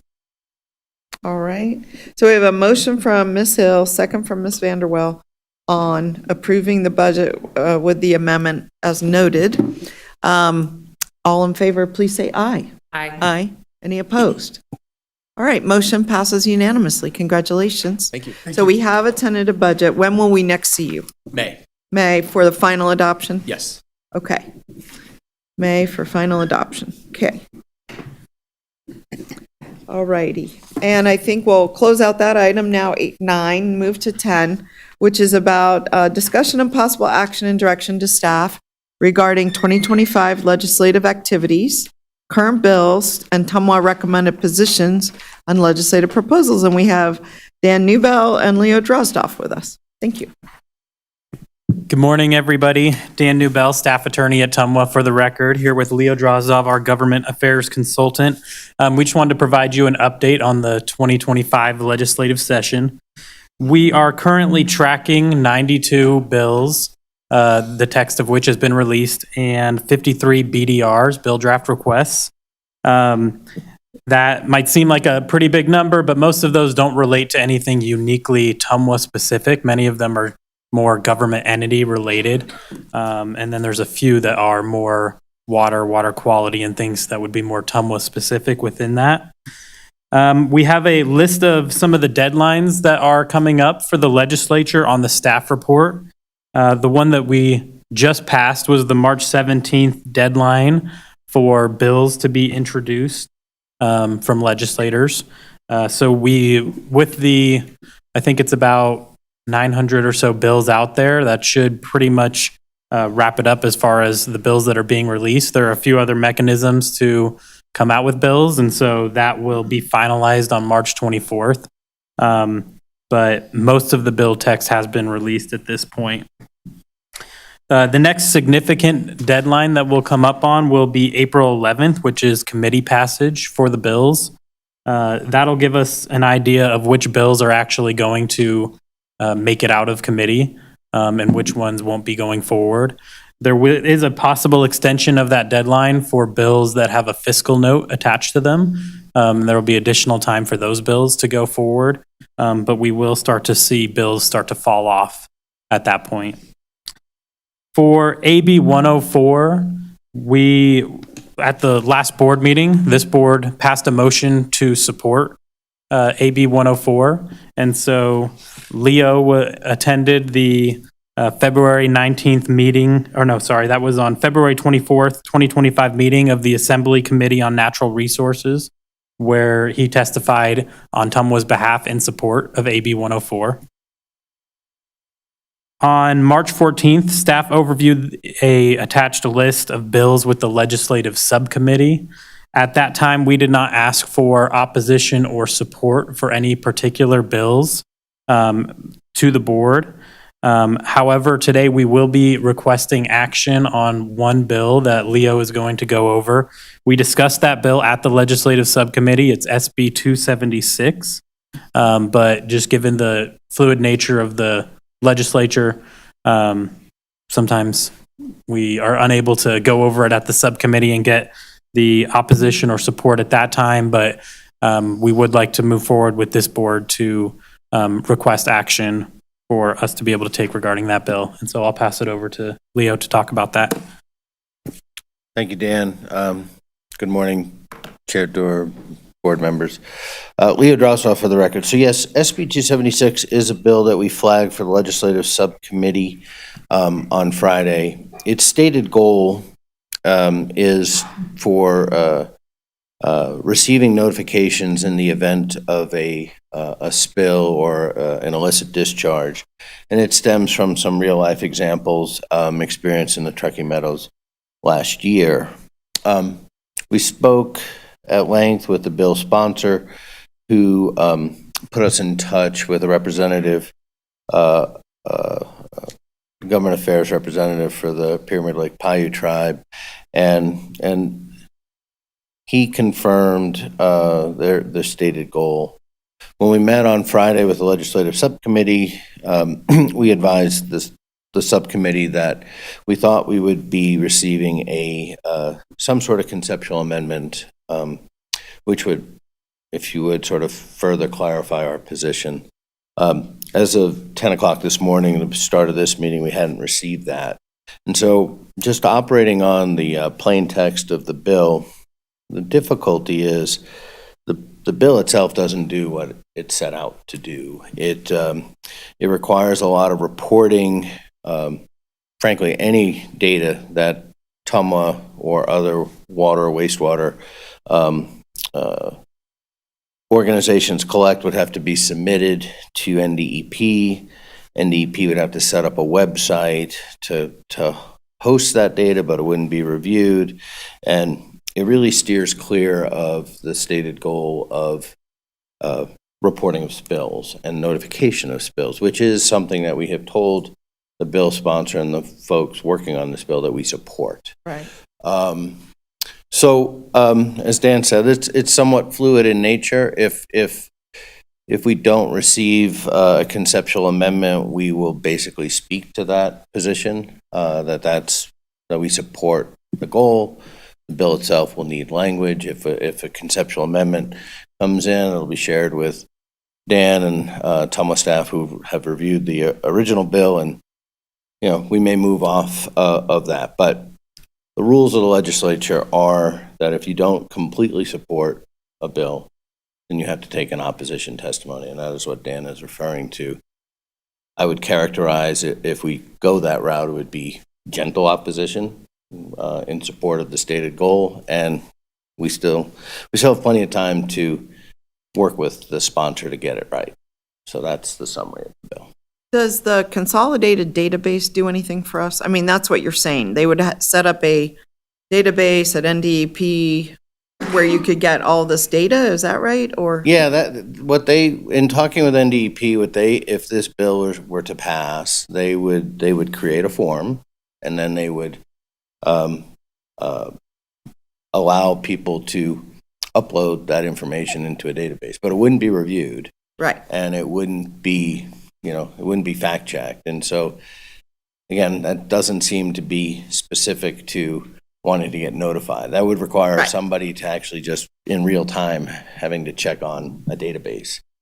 So, I would say the answer to that question is probably not. I mean, I think, and TMWA collects a lot of data for a variety of purposes. And so a lot of that is, for our own purposes. It wouldn't, I think if there were reports of a spill, they would get lost in a database like that. But, I will just share. So for years, I served on a national water quality monitoring kind of task force, I guess, if you will. And one of their goals was to have congruent databases where, for example, South Florida, they collect a tremendous amount of data by local jurisdictions, state jurisdictions, regional jurisdictions. They're all in different parameters, like temperature could be in centigrade or Fahrenheit, could be to 2 decimal points or 3. It could be minus, could be represented one way, positive a different way. In other words, there wasn't consistency in how the data is presented in a database, which makes it very difficult to marry it up. Like, could be a small t or capital T, the word temp. I mean, there's so many variations on how you collect data. And, even in South Florida, I worked on another monitoring database trying to bring together all these regional data. So I think there is some utility in trying to do that. But to your point about it's not quality assured, there's no oversight. I think these are important, and no effort to coordinate how it's collected or how valid it is. I mean, I think these are important considerations. So I think even, it's completely separate from the bill. You know, obviously, like the bill wants to highlight if there's a spill, let us know. Right. And we need to take action. Right. Right? And it's your duty and responsibility to report. Mhm. And I think that's appropriate, and I think our position's a good one. But I think this whole other thing, you're right, we're getting way off on a tangent. Has nothing to do with the stated purpose of the bill, but I will say, in and of itself, it could be good. And over in Western Regional Water Commission here in our area, we've talked about consolidating databases. We've also talked at Truckee Meadows Regional Planning Governing Board, where they do tons of stuff with graphics and data, right, all the time. And we've just talked about, can we just locally do a better job? So just sharing this perspective, maybe a different perspective on, there could be some independent value to this as a starting point, maybe not an ending point, from my perspective. Chair Doerr, I think that's actually a good perspective, and, you know, I view this as, I think the hearing is going to be, you know, interesting, and will probably work in the right direction. Good. I do think, like, the NDP will speak to some of the things you're talking about, and that would likely open up a dialogue. Okay, so if we really want to do this, what would actually be a good use of, as opposed to just a Repository. Repository, exactly. So I do anticipate that there'll be good discussions during the hearing and out of the hearing, and again, we'll work in good faith as we have to get something hopefully across the finish line for them. And we were also talking about it at Western Regional in terms of PFAS, just trying to get a PFAS database regionally that we can all feed into seemed like a good goal. But Ms. Hill. But I guess I'm still confused as to what the major negative, if this bill were to move forward, for TMWA would be.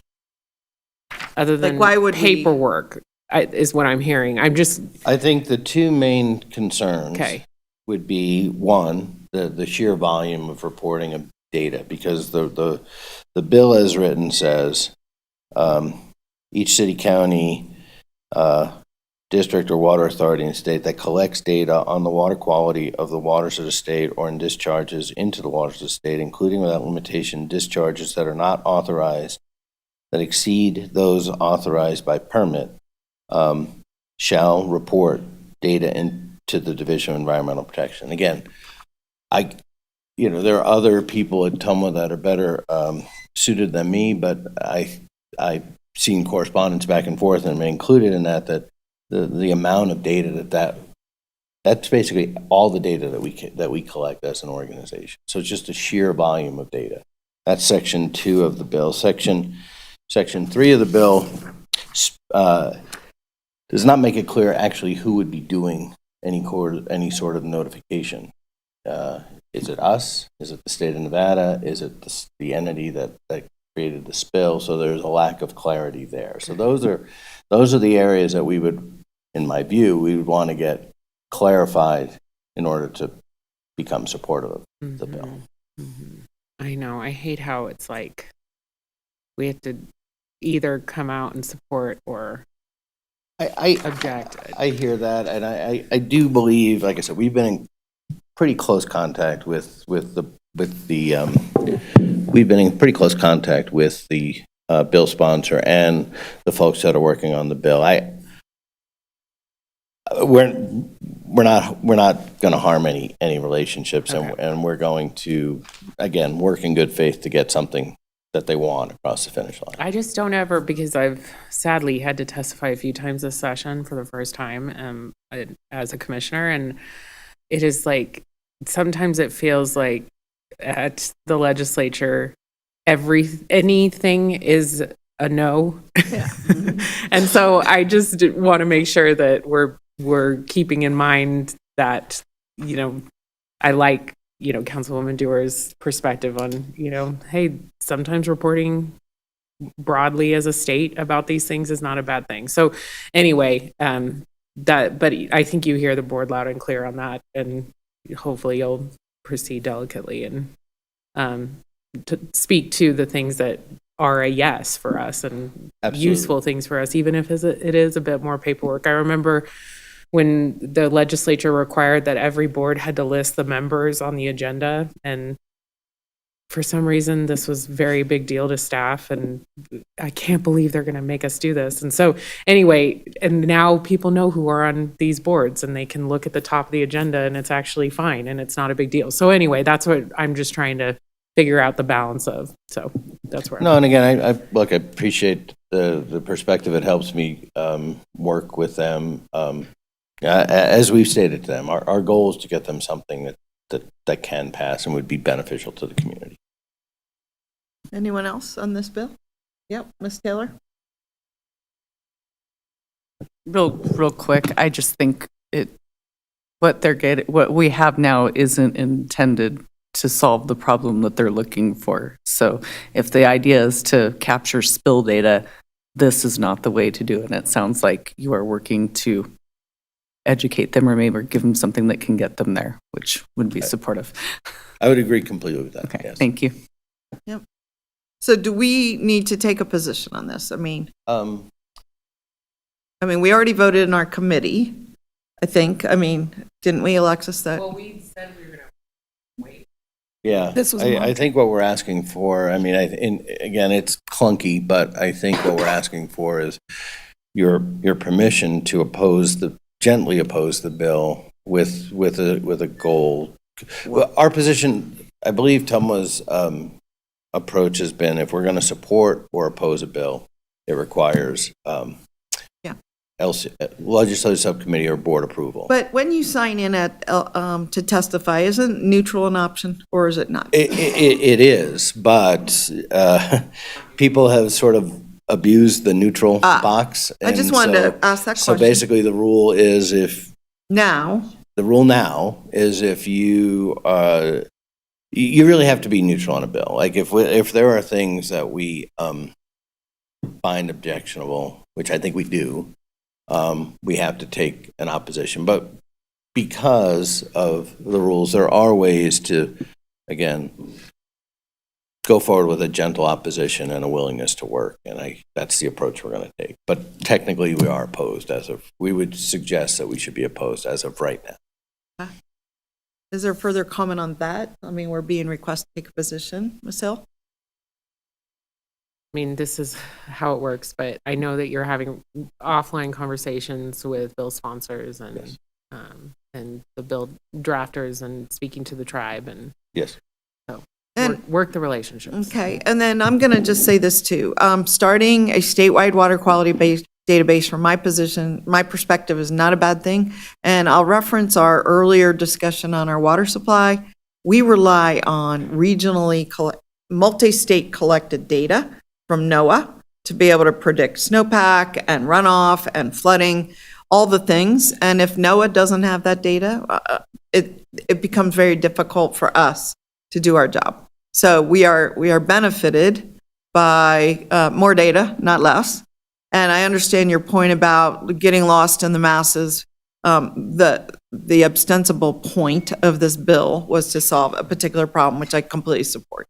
So in that this bill doesn't get us there, I can support oppose, but I still don't want to oppose the whole database concept. And even if it's imperfect, everything's got to start somewhere. If they start and they get people used to doing it, and it's not paperwork, it's an electronic upload once a year in a established format. The more consistency we can have amongst agencies that are collecting this data, for the better. That means that we can use it, and Western Regional can use it for water quality reporting on the water plan. That means the sewer folks can use it, et cetera. It has many, many uses. So I'm going to support that aspect of the bill. I don't want that to go away just because it's a little clunkier and imperfect. It will get better, and it'll probably be a once-a-year upload. It'll be a year behind. It'll be in a uniform format, and that's all to the good, I think, for all of us in Nevada. I understand the direction. Okay, good. So I guess we need a motion, though? Are you done with your update? Because I think there was one more on No, here. we have to vote individually, apparently, on the bills, is my understanding. Yeah, no, I think that's it for the update. And the bill or the motion that's being requested is to oppose SB 276 for the reasons that we've talked about here.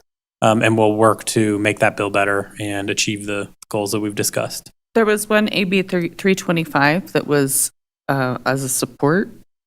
Is it listed on the Yeah, spreadsheet? it's about AI intelligence. Oh, yeah, that's just, it's not a bill we're seeking any formal. We're not going to testify in support or opposition of. It's just listed in our spreadsheet as something we're generally supportive of, but we're not asking for any formal action on the spreadsheet and the bills listed So on the there. committee, the subcommittee already looked at it and they were okay. I don't think we No. brought that one up to the subcommittee either. It's a bill essentially regarding the use of artificial intelligence in implementing emergency management procedures.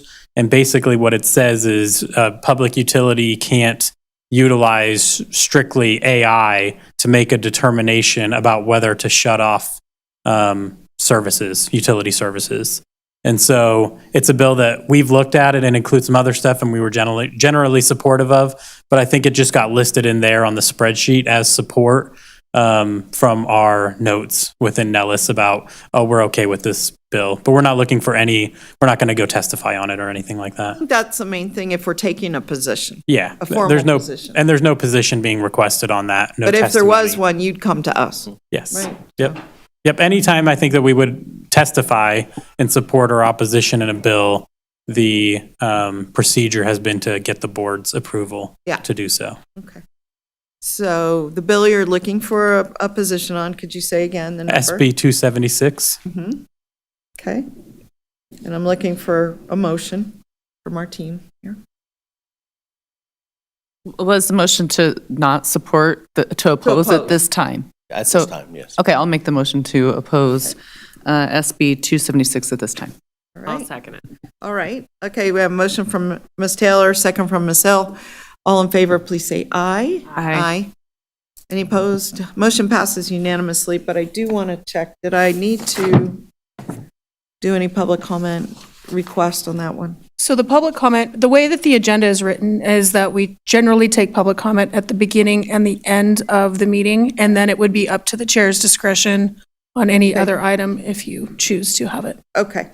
All right. Well, I think we're good. So I think we'll go forward. Did you have anything else for us? I do not. Okay. I did want to compliment our staff on this presentation, Sonia. Thank you for this layout. The last time we saw it was like in 5-point font on a very small piece of paper, and it was very hard, in a meeting setting to grasp the totality of what we're being presented. This is much easier, so thank you. All right. Well, keep us abreast. I know we're having our weekly or bi-weekly or so meetings. Yes. So thank you for the work. I know it's lots happening. You're welcome. Okay. Thank you.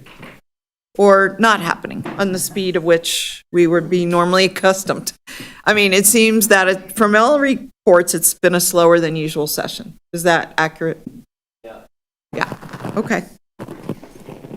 And now we're moving on to item 11 on the update on Gold Ranch fire restoration. And so Chair Doer, if I can start this one out. So we got a request from a citizen, a property owner out there to take a look at restoration efforts. And so I just want to, I think Cara in her presentation will talk about a lot of the other parties that were involved in doing it, but she really shepherded this project from start to finish. And so she deserves a lot of congratulations just for the effort and keeping and really going out there and, like I said, shepherding all these different entities to help out, because a lot of the damage was on private property, and so it created a lot of challenges, but I'll leave it at that. Thanks, John. Cara Steelan for the record. So this will be a very brief update, just informational only on, like John mentioned, the Gold Ranch Fire Restoration Project. So as we all know, the Gold Ranch Fire started in Verdi on August 12th, 2024. It burnt 674 acres. And as John just mentioned, it occurred mostly on private property and on some of TMWA's properties as well. It burnt right along the river corridor and along TMWA's Verdi hydroelectric canal as well. So we had some water quality concerns post-fire. This kind of garish map just was kind of to show the complexity of the ownership along this area. So the brighter kind of greenish turquoise parcels are TMWA owned, and then there's Union Pacific, and then mostly other private property holders and developers that are located in this area. Could you share with us the actual colors, because we can't read that? right? But I mean, just generally, the green you said is us, but is the purple the, So the kind of bright pink purple is the Union Pacific Railroad. And then yellow, the bright yellow goes further west as well, is Quilisi Investments. And then the smaller parcels are owned by private landholders, there's homes there, or they just own pieces of land. So, like I mentioned, our concerns are, erosion and ash and sediment directly into the Truckee River from the unvegetated slopes and the hydrophobic soils. So the soil structure changes in really intense fires, and the water no longer is absorbed into the soil. It actually just can run right off and cause debris flows. The area is approximately 3.5 miles upstream of the Highland Canal intake, which feeds our Chalk Bluff water treatment plant, our main source of supply for the region. We're also concerns about hazardous trees falling into the river, which can cause obviously flooding issues or kind of hangups downstream. And then, of course, establishment of invasive species after all of the vegetation has been burnt. And there was no coordinated response. There was no burned area emergency response team because it wasn't on public lands. And it was a real mix of, different property owners. And we did receive kind of this initial interest from a homeowner there that had concerns about if any restoration was going to occur. And so that spurred us to kind of take action and start to look into what we could do to create a coordinated response to do some restoration work on the landscape. Just have some photos here. These were taken about a month after the fire occurred. You can see this is looking upstream on the Truckee River, lots of burned areas right next to the river. Thankfully, a lot of the kind of close to the, like the willows and the other riparian vegetation, a lot of it was already coming back by that point in time. So that was a nice buffer to keep that ash and sediment out of the river. This is looking across the river at Tumwa's Island, and the Verdi Hydroelectric Canal is just on the other side. This shows all of the cottonwoods basically along the river burnt completely and were not going to survive, and they really needed to come out so they didn't eventually fall into the river. You can see the intensity of the fire here really burnt all the vegetation, and you can see the soils are, blackened, and there's a lot of ash there, right, again, along the Truckee River. This is our Verdi Hydroelectric Canal, or a hydroelectric dam that feeds the canal. You can see it kind of burnt all around there, and this is Tumwa's property, and you can see these steeper slopes right below I-80 were a real concern for us. They were on our property and also on some of the other private parcels further downstream, and so these were very steep slopes that were completely kind of denuded of vegetation at this point in time. And just one last photo here, one of our initial site visits with some of our partners out at the site. So what happened here is we created this incredible collaborative effort with many entities. So Nevada Division of Environmental Protection, the Bureau of Safe Drinking Water. We have an integrated source water protection plan that has been approved by all of the jurisdictions and this board.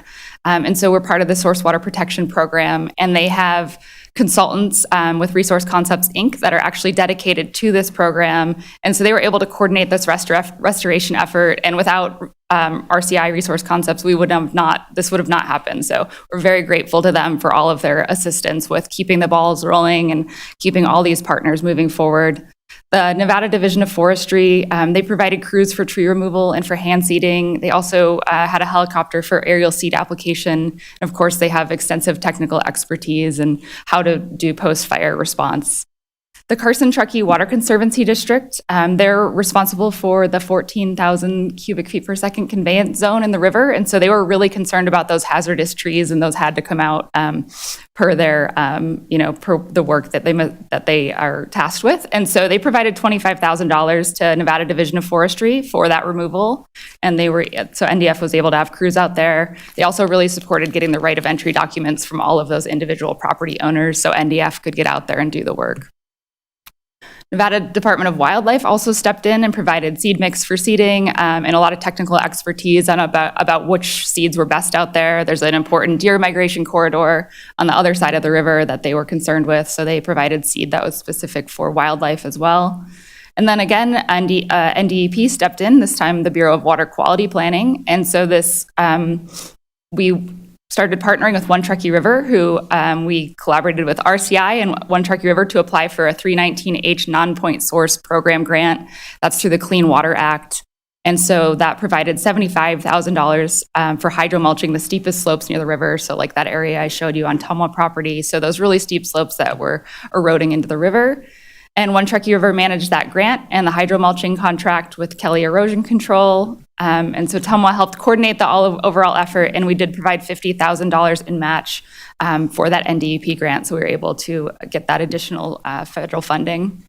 And of course, the property owners provided support and access to their parcels and really spurred this effort on. And so we were able to do 20 acres of hand seeding by the NDF crews on the steepest slopes and then hydromulch those same slopes. 600 acres, so almost the entire project area or burn area was aerial seeded via helicopter. And then many hazard trees were removed and a lot were fallen as log erosion control barriers to prevent additional sediment from entering the river. So here's just some great pictures of the crews out on site. This is on the island between the river and the Verdi Hydro Canal. These crews were out there for about 2 or 3 weeks removing these trees. They did incredible work. This is the NDF crew hand seeding the slopes. I don't know if this will play, but this is the helicopter seeding. So they have a bucket and they just flew back and forth across the burn area and seeded that whole area. And then lastly, Kelly Erosion Control came in and did the hydromulching to try to hold those burned slopes in place. And with that, I'm happy to take any questions or comments on this project. Really quite the project, quite the project. Would you remind us, I don't think in your presentation was when the Gold Ranch fire happened? It happened in August of 2024, so Right. mid-August. And this work was just finalized about 2 weeks ago. So it took a while to get all the pieces in place.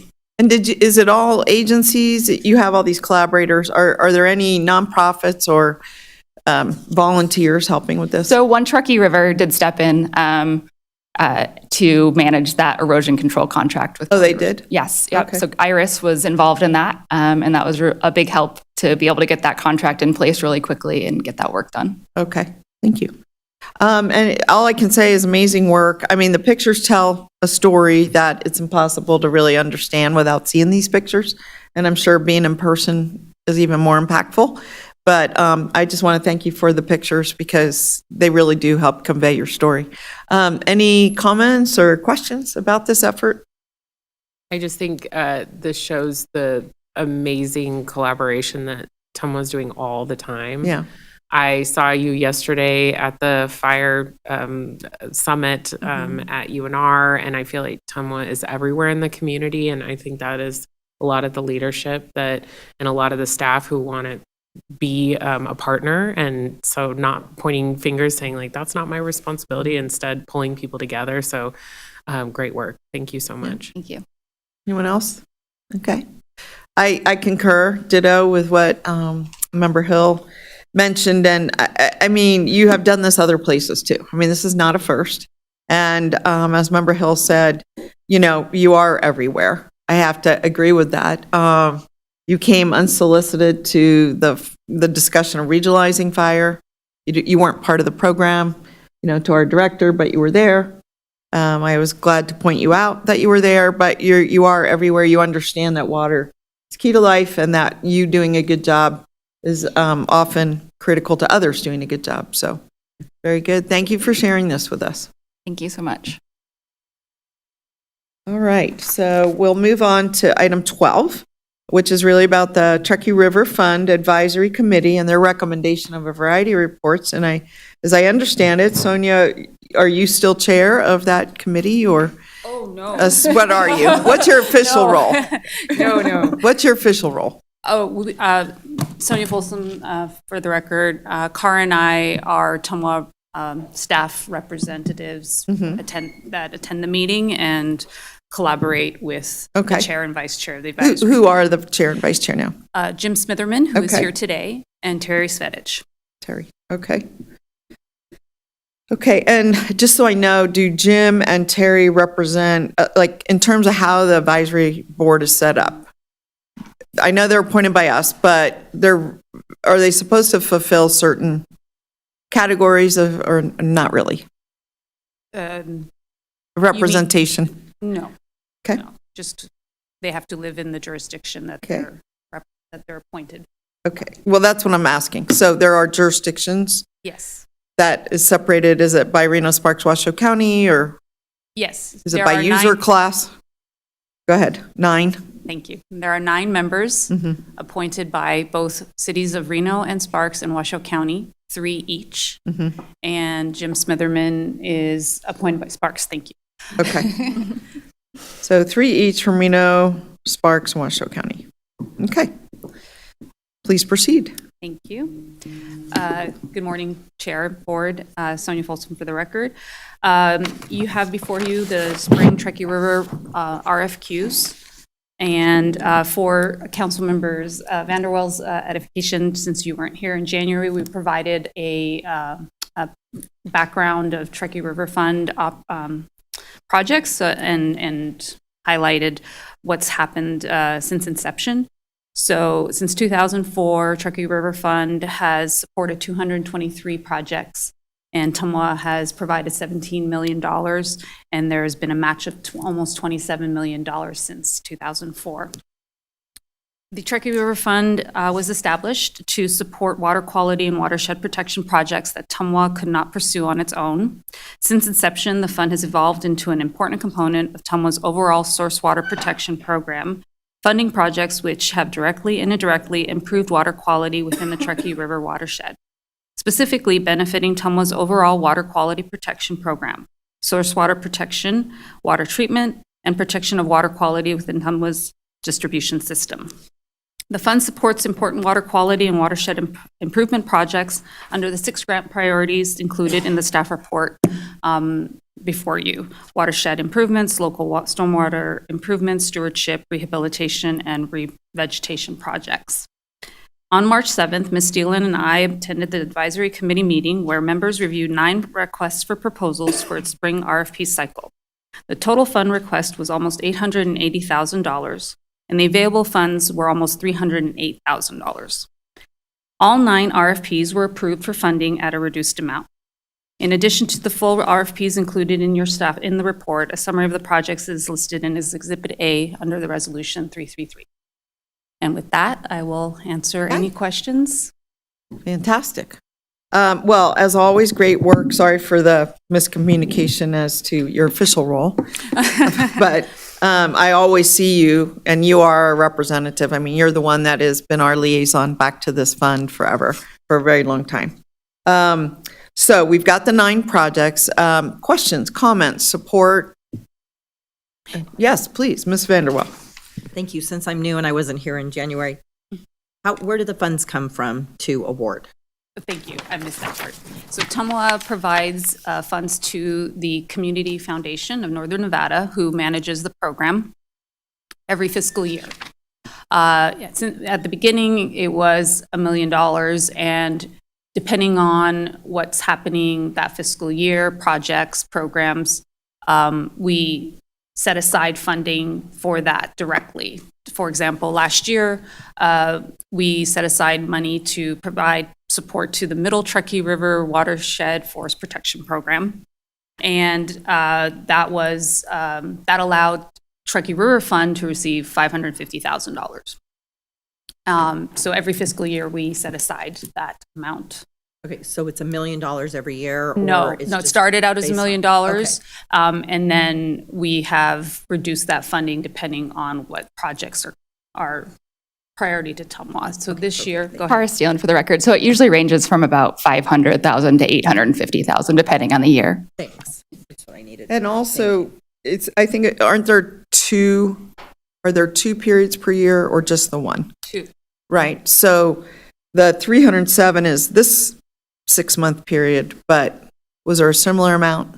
So there are 2 application periods where people can submit proposals, and so it's usually we allocate a certain amount at the beginning of the fiscal year, and then there's 2 Truckee River Fund application periods, and so whatever's left over from that first application, after that first application period, is what is available during the second. So this is our second application period. So do you remember the budget for this fiscal year? It was $550,000 this year, so about $250,000 was allocated during the fall RFP. And then we just talked about the budget. Do we know what's slotted for next year? 550,000. 550. And we've dropped the amount because, I mean, I wouldn't mind it being higher, frankly. Do you recall why we dropped the amount? Yes, so this year, similar to last year, we are prioritizing the work we're doing with the Middle Truckee River Watershed Forest Partnership. It's really important for that program to have a dedicated pot of funds. The total need for that program is about $140 million over the next 10 years. And so we're providing a small pot of funding that's a little bit more consistent to that program. So we're able to leverage a lot of very large, potentially state of California grants, and that could be used as match. So it's really critical funding. Would it be safe to say earlier in the discussion, we talked about the Portland Loose? And that project you just mentioned is more like a dedicated funding source for a specific project. And then that money was cut out of the Truckee River Fund off the top or separate funds? It was taken, we basically looked at the whole $850,000 we usually give towards watershed improvement projects and decided to allocate $300,000 of that specifically. Ongoing for a period of years? We're doing it fiscal year by fiscal year. So we do not have a dedicated pot of money. Where do we make that decision? Was that in the budget that we just discussed? You want to jump in, John? Yeah, so that's in the budget. And so Matt Bowman and I and Cara talking about just priorities as far as protecting the upper watershed. So use some of that money to go to that, like Ms. Thielen said, instead of funding the entire Truckee River Fund at that amount. But it's still coming from the Truckee River Fund, which is, no. No, it's coming out of the budget. So TMWA allocates, instead of allocating $850 for the Truckee River Fund, allocated less this year and put that money towards the upper watershed protection efforts. Right. Okay. I guess a different way of saying the same thing. I mean, you still reduce the amount of Truckee River Fund and you made a dedicated allocation. And is that same allocation in this year's budget? Yes, yeah. Okay, and what is it, 350? 300. 300, okay. 300. But what I guess I'm trying to get at is the Portland Loo would be something similar, be a dedicated fund if we went that way, once you look at I'm it. asking for more, though. What's that? I'm not asking to cut this funding allocations. That's what I'm tasking You're over staff and above. to. Yeah. Yeah, that's what I thought I was doing. So Yeah. to be clear, that's what I'm asking for. Okay, I don't good. want to cut from our grantees, you know, Right. so. Okay. Matt? Yeah, Matt Bowman for the record. Yeah, I want to be clear. That's how I understood it as well, as we would be looking for a way to find an additional 250 for the Portland Loo as part of that motion. Right. So. That's what I heard too, but I wanted to make sure that it was not interpreted a different way. Since there's a similar dedicated project to do a thing, and that is how it was implemented. So, okay. All right, so please continue. Well, we had 9 projects that were approved for funding at a reduced amount.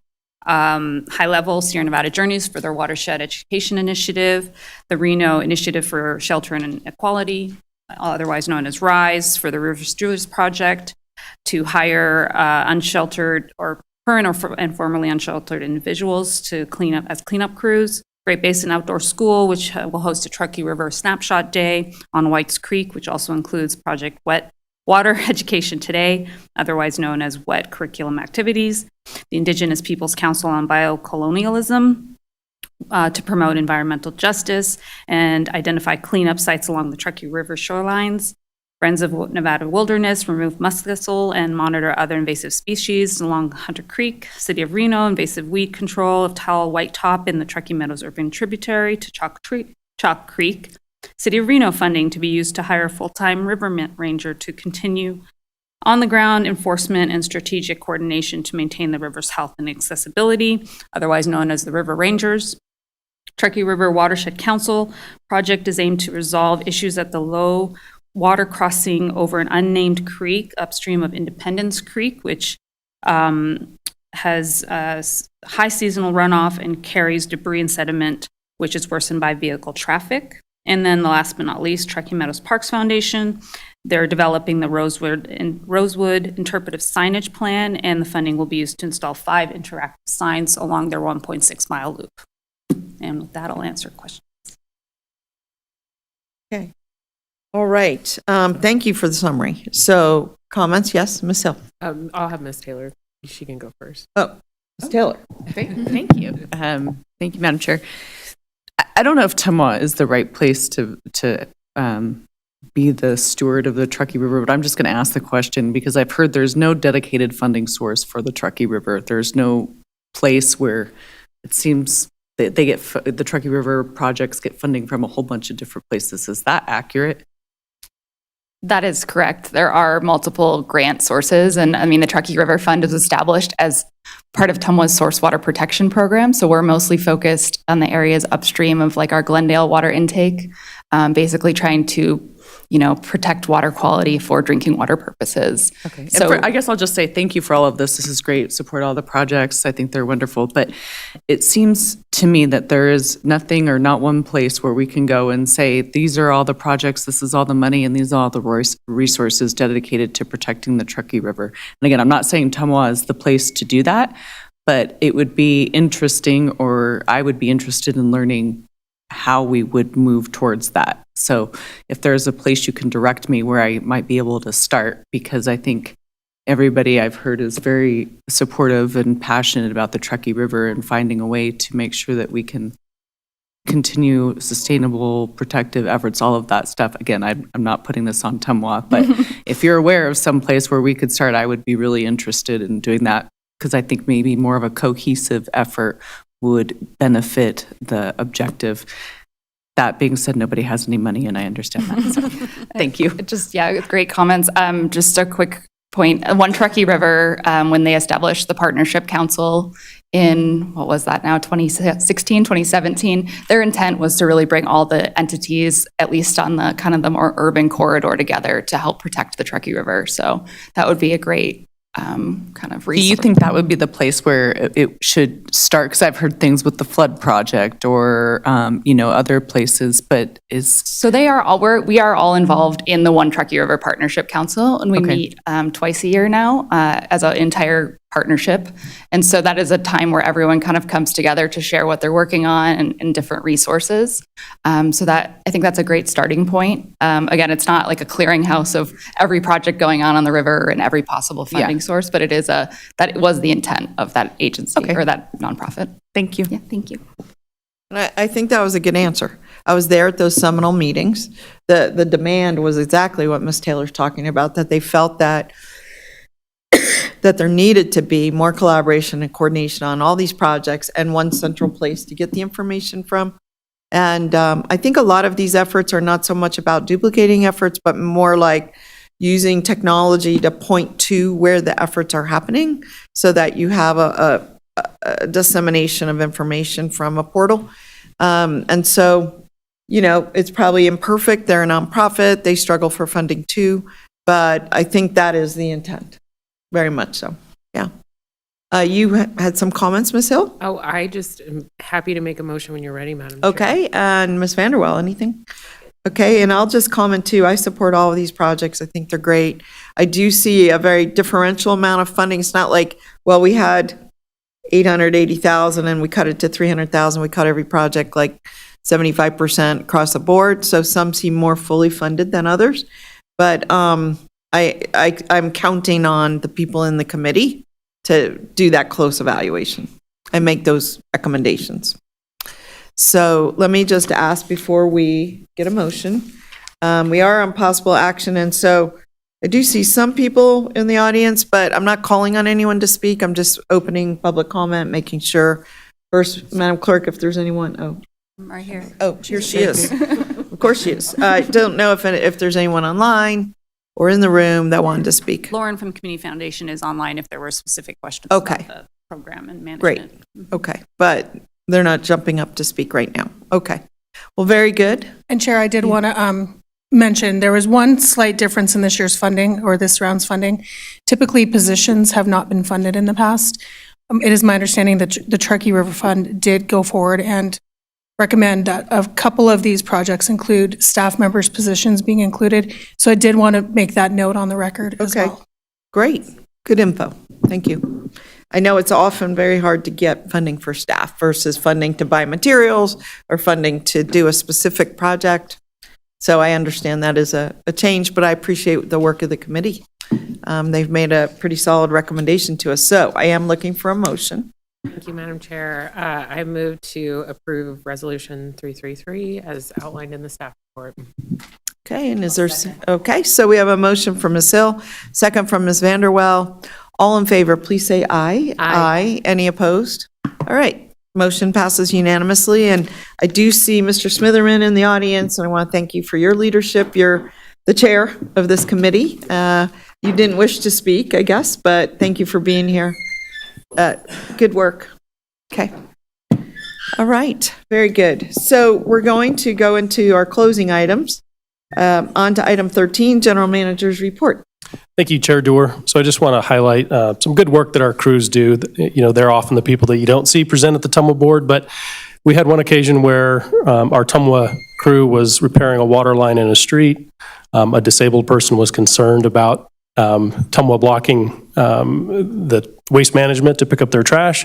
And so our TMWA crews just recognized that. They took out the trash, put it on the street, and then after it was picked up, they brought it back to this person's garage. So I just wanted to highlight those individuals kind of going above and beyond and recognizing the need of a person in the community. So huge thanks to Rick Pickworth, Aaron Gutierrez, Mike Stumbaugh, and Caden Carpinella. And then second, I wanted to make the board aware that Danny Rotter, Will Raymond, and myself and a few others will be presenting to the Reno City Council on April 23rd at the request of Mayor Sheevy just on fire preparedness, emergency management. And I'll keep you updated on that. And then October, we usually have our strategic planning meeting. It's a 4-hour session. I wanted to get the board's input. We have another conflict this year, like we did last year with the Nevada Housing Coalition meeting, which will be in Las Vegas this year. And so our normal strategic planning meeting is October 15th. And so what I think I would recommend is we send out a doodle poll to see what other dates would work for the board members that week. Okay, that's reasonable, very much so. That's it. Okay, Thank you. that's it. Well, kudos to the staff. I mean, kindness, consideration for our residents is always highly appreciated anywhere that can happen. We want to celebrate that. So important in today's world. It goes a long way. It really does. And it also indirectly furthers the reputation of TMWA, frankly. What the individual members do reflects on the entire agency, for good and for bad, right? So we have problems, everybody gets a negative check mark, and we do well. Even in unexpected areas, we all get a boost, so thank you for that. And then I'll look forward to seeing you on April 23rd at our council meeting. And appreciate, you know, all the work you guys continue to do. Really, really, you know, if there was a national award for outstanding, which I think there are, utility groups, I think TMWA would be, you're going to next tell me, oh, we've already run that award 4 times, but have you? Yes? I wouldn't be surprised to learn of that. All right, well, we'll wrap up that and go to our final public comment. Anybody in the audience? Anyone on Zoom? Seeing none, any final board comments? How things are going? Welcome, Ms. Vanderwell. Request for future agenda items, something you'd like to see or talk about? No? Okay. We'll close out that item and I will declare us adjourned. Okay, thank you, everyone.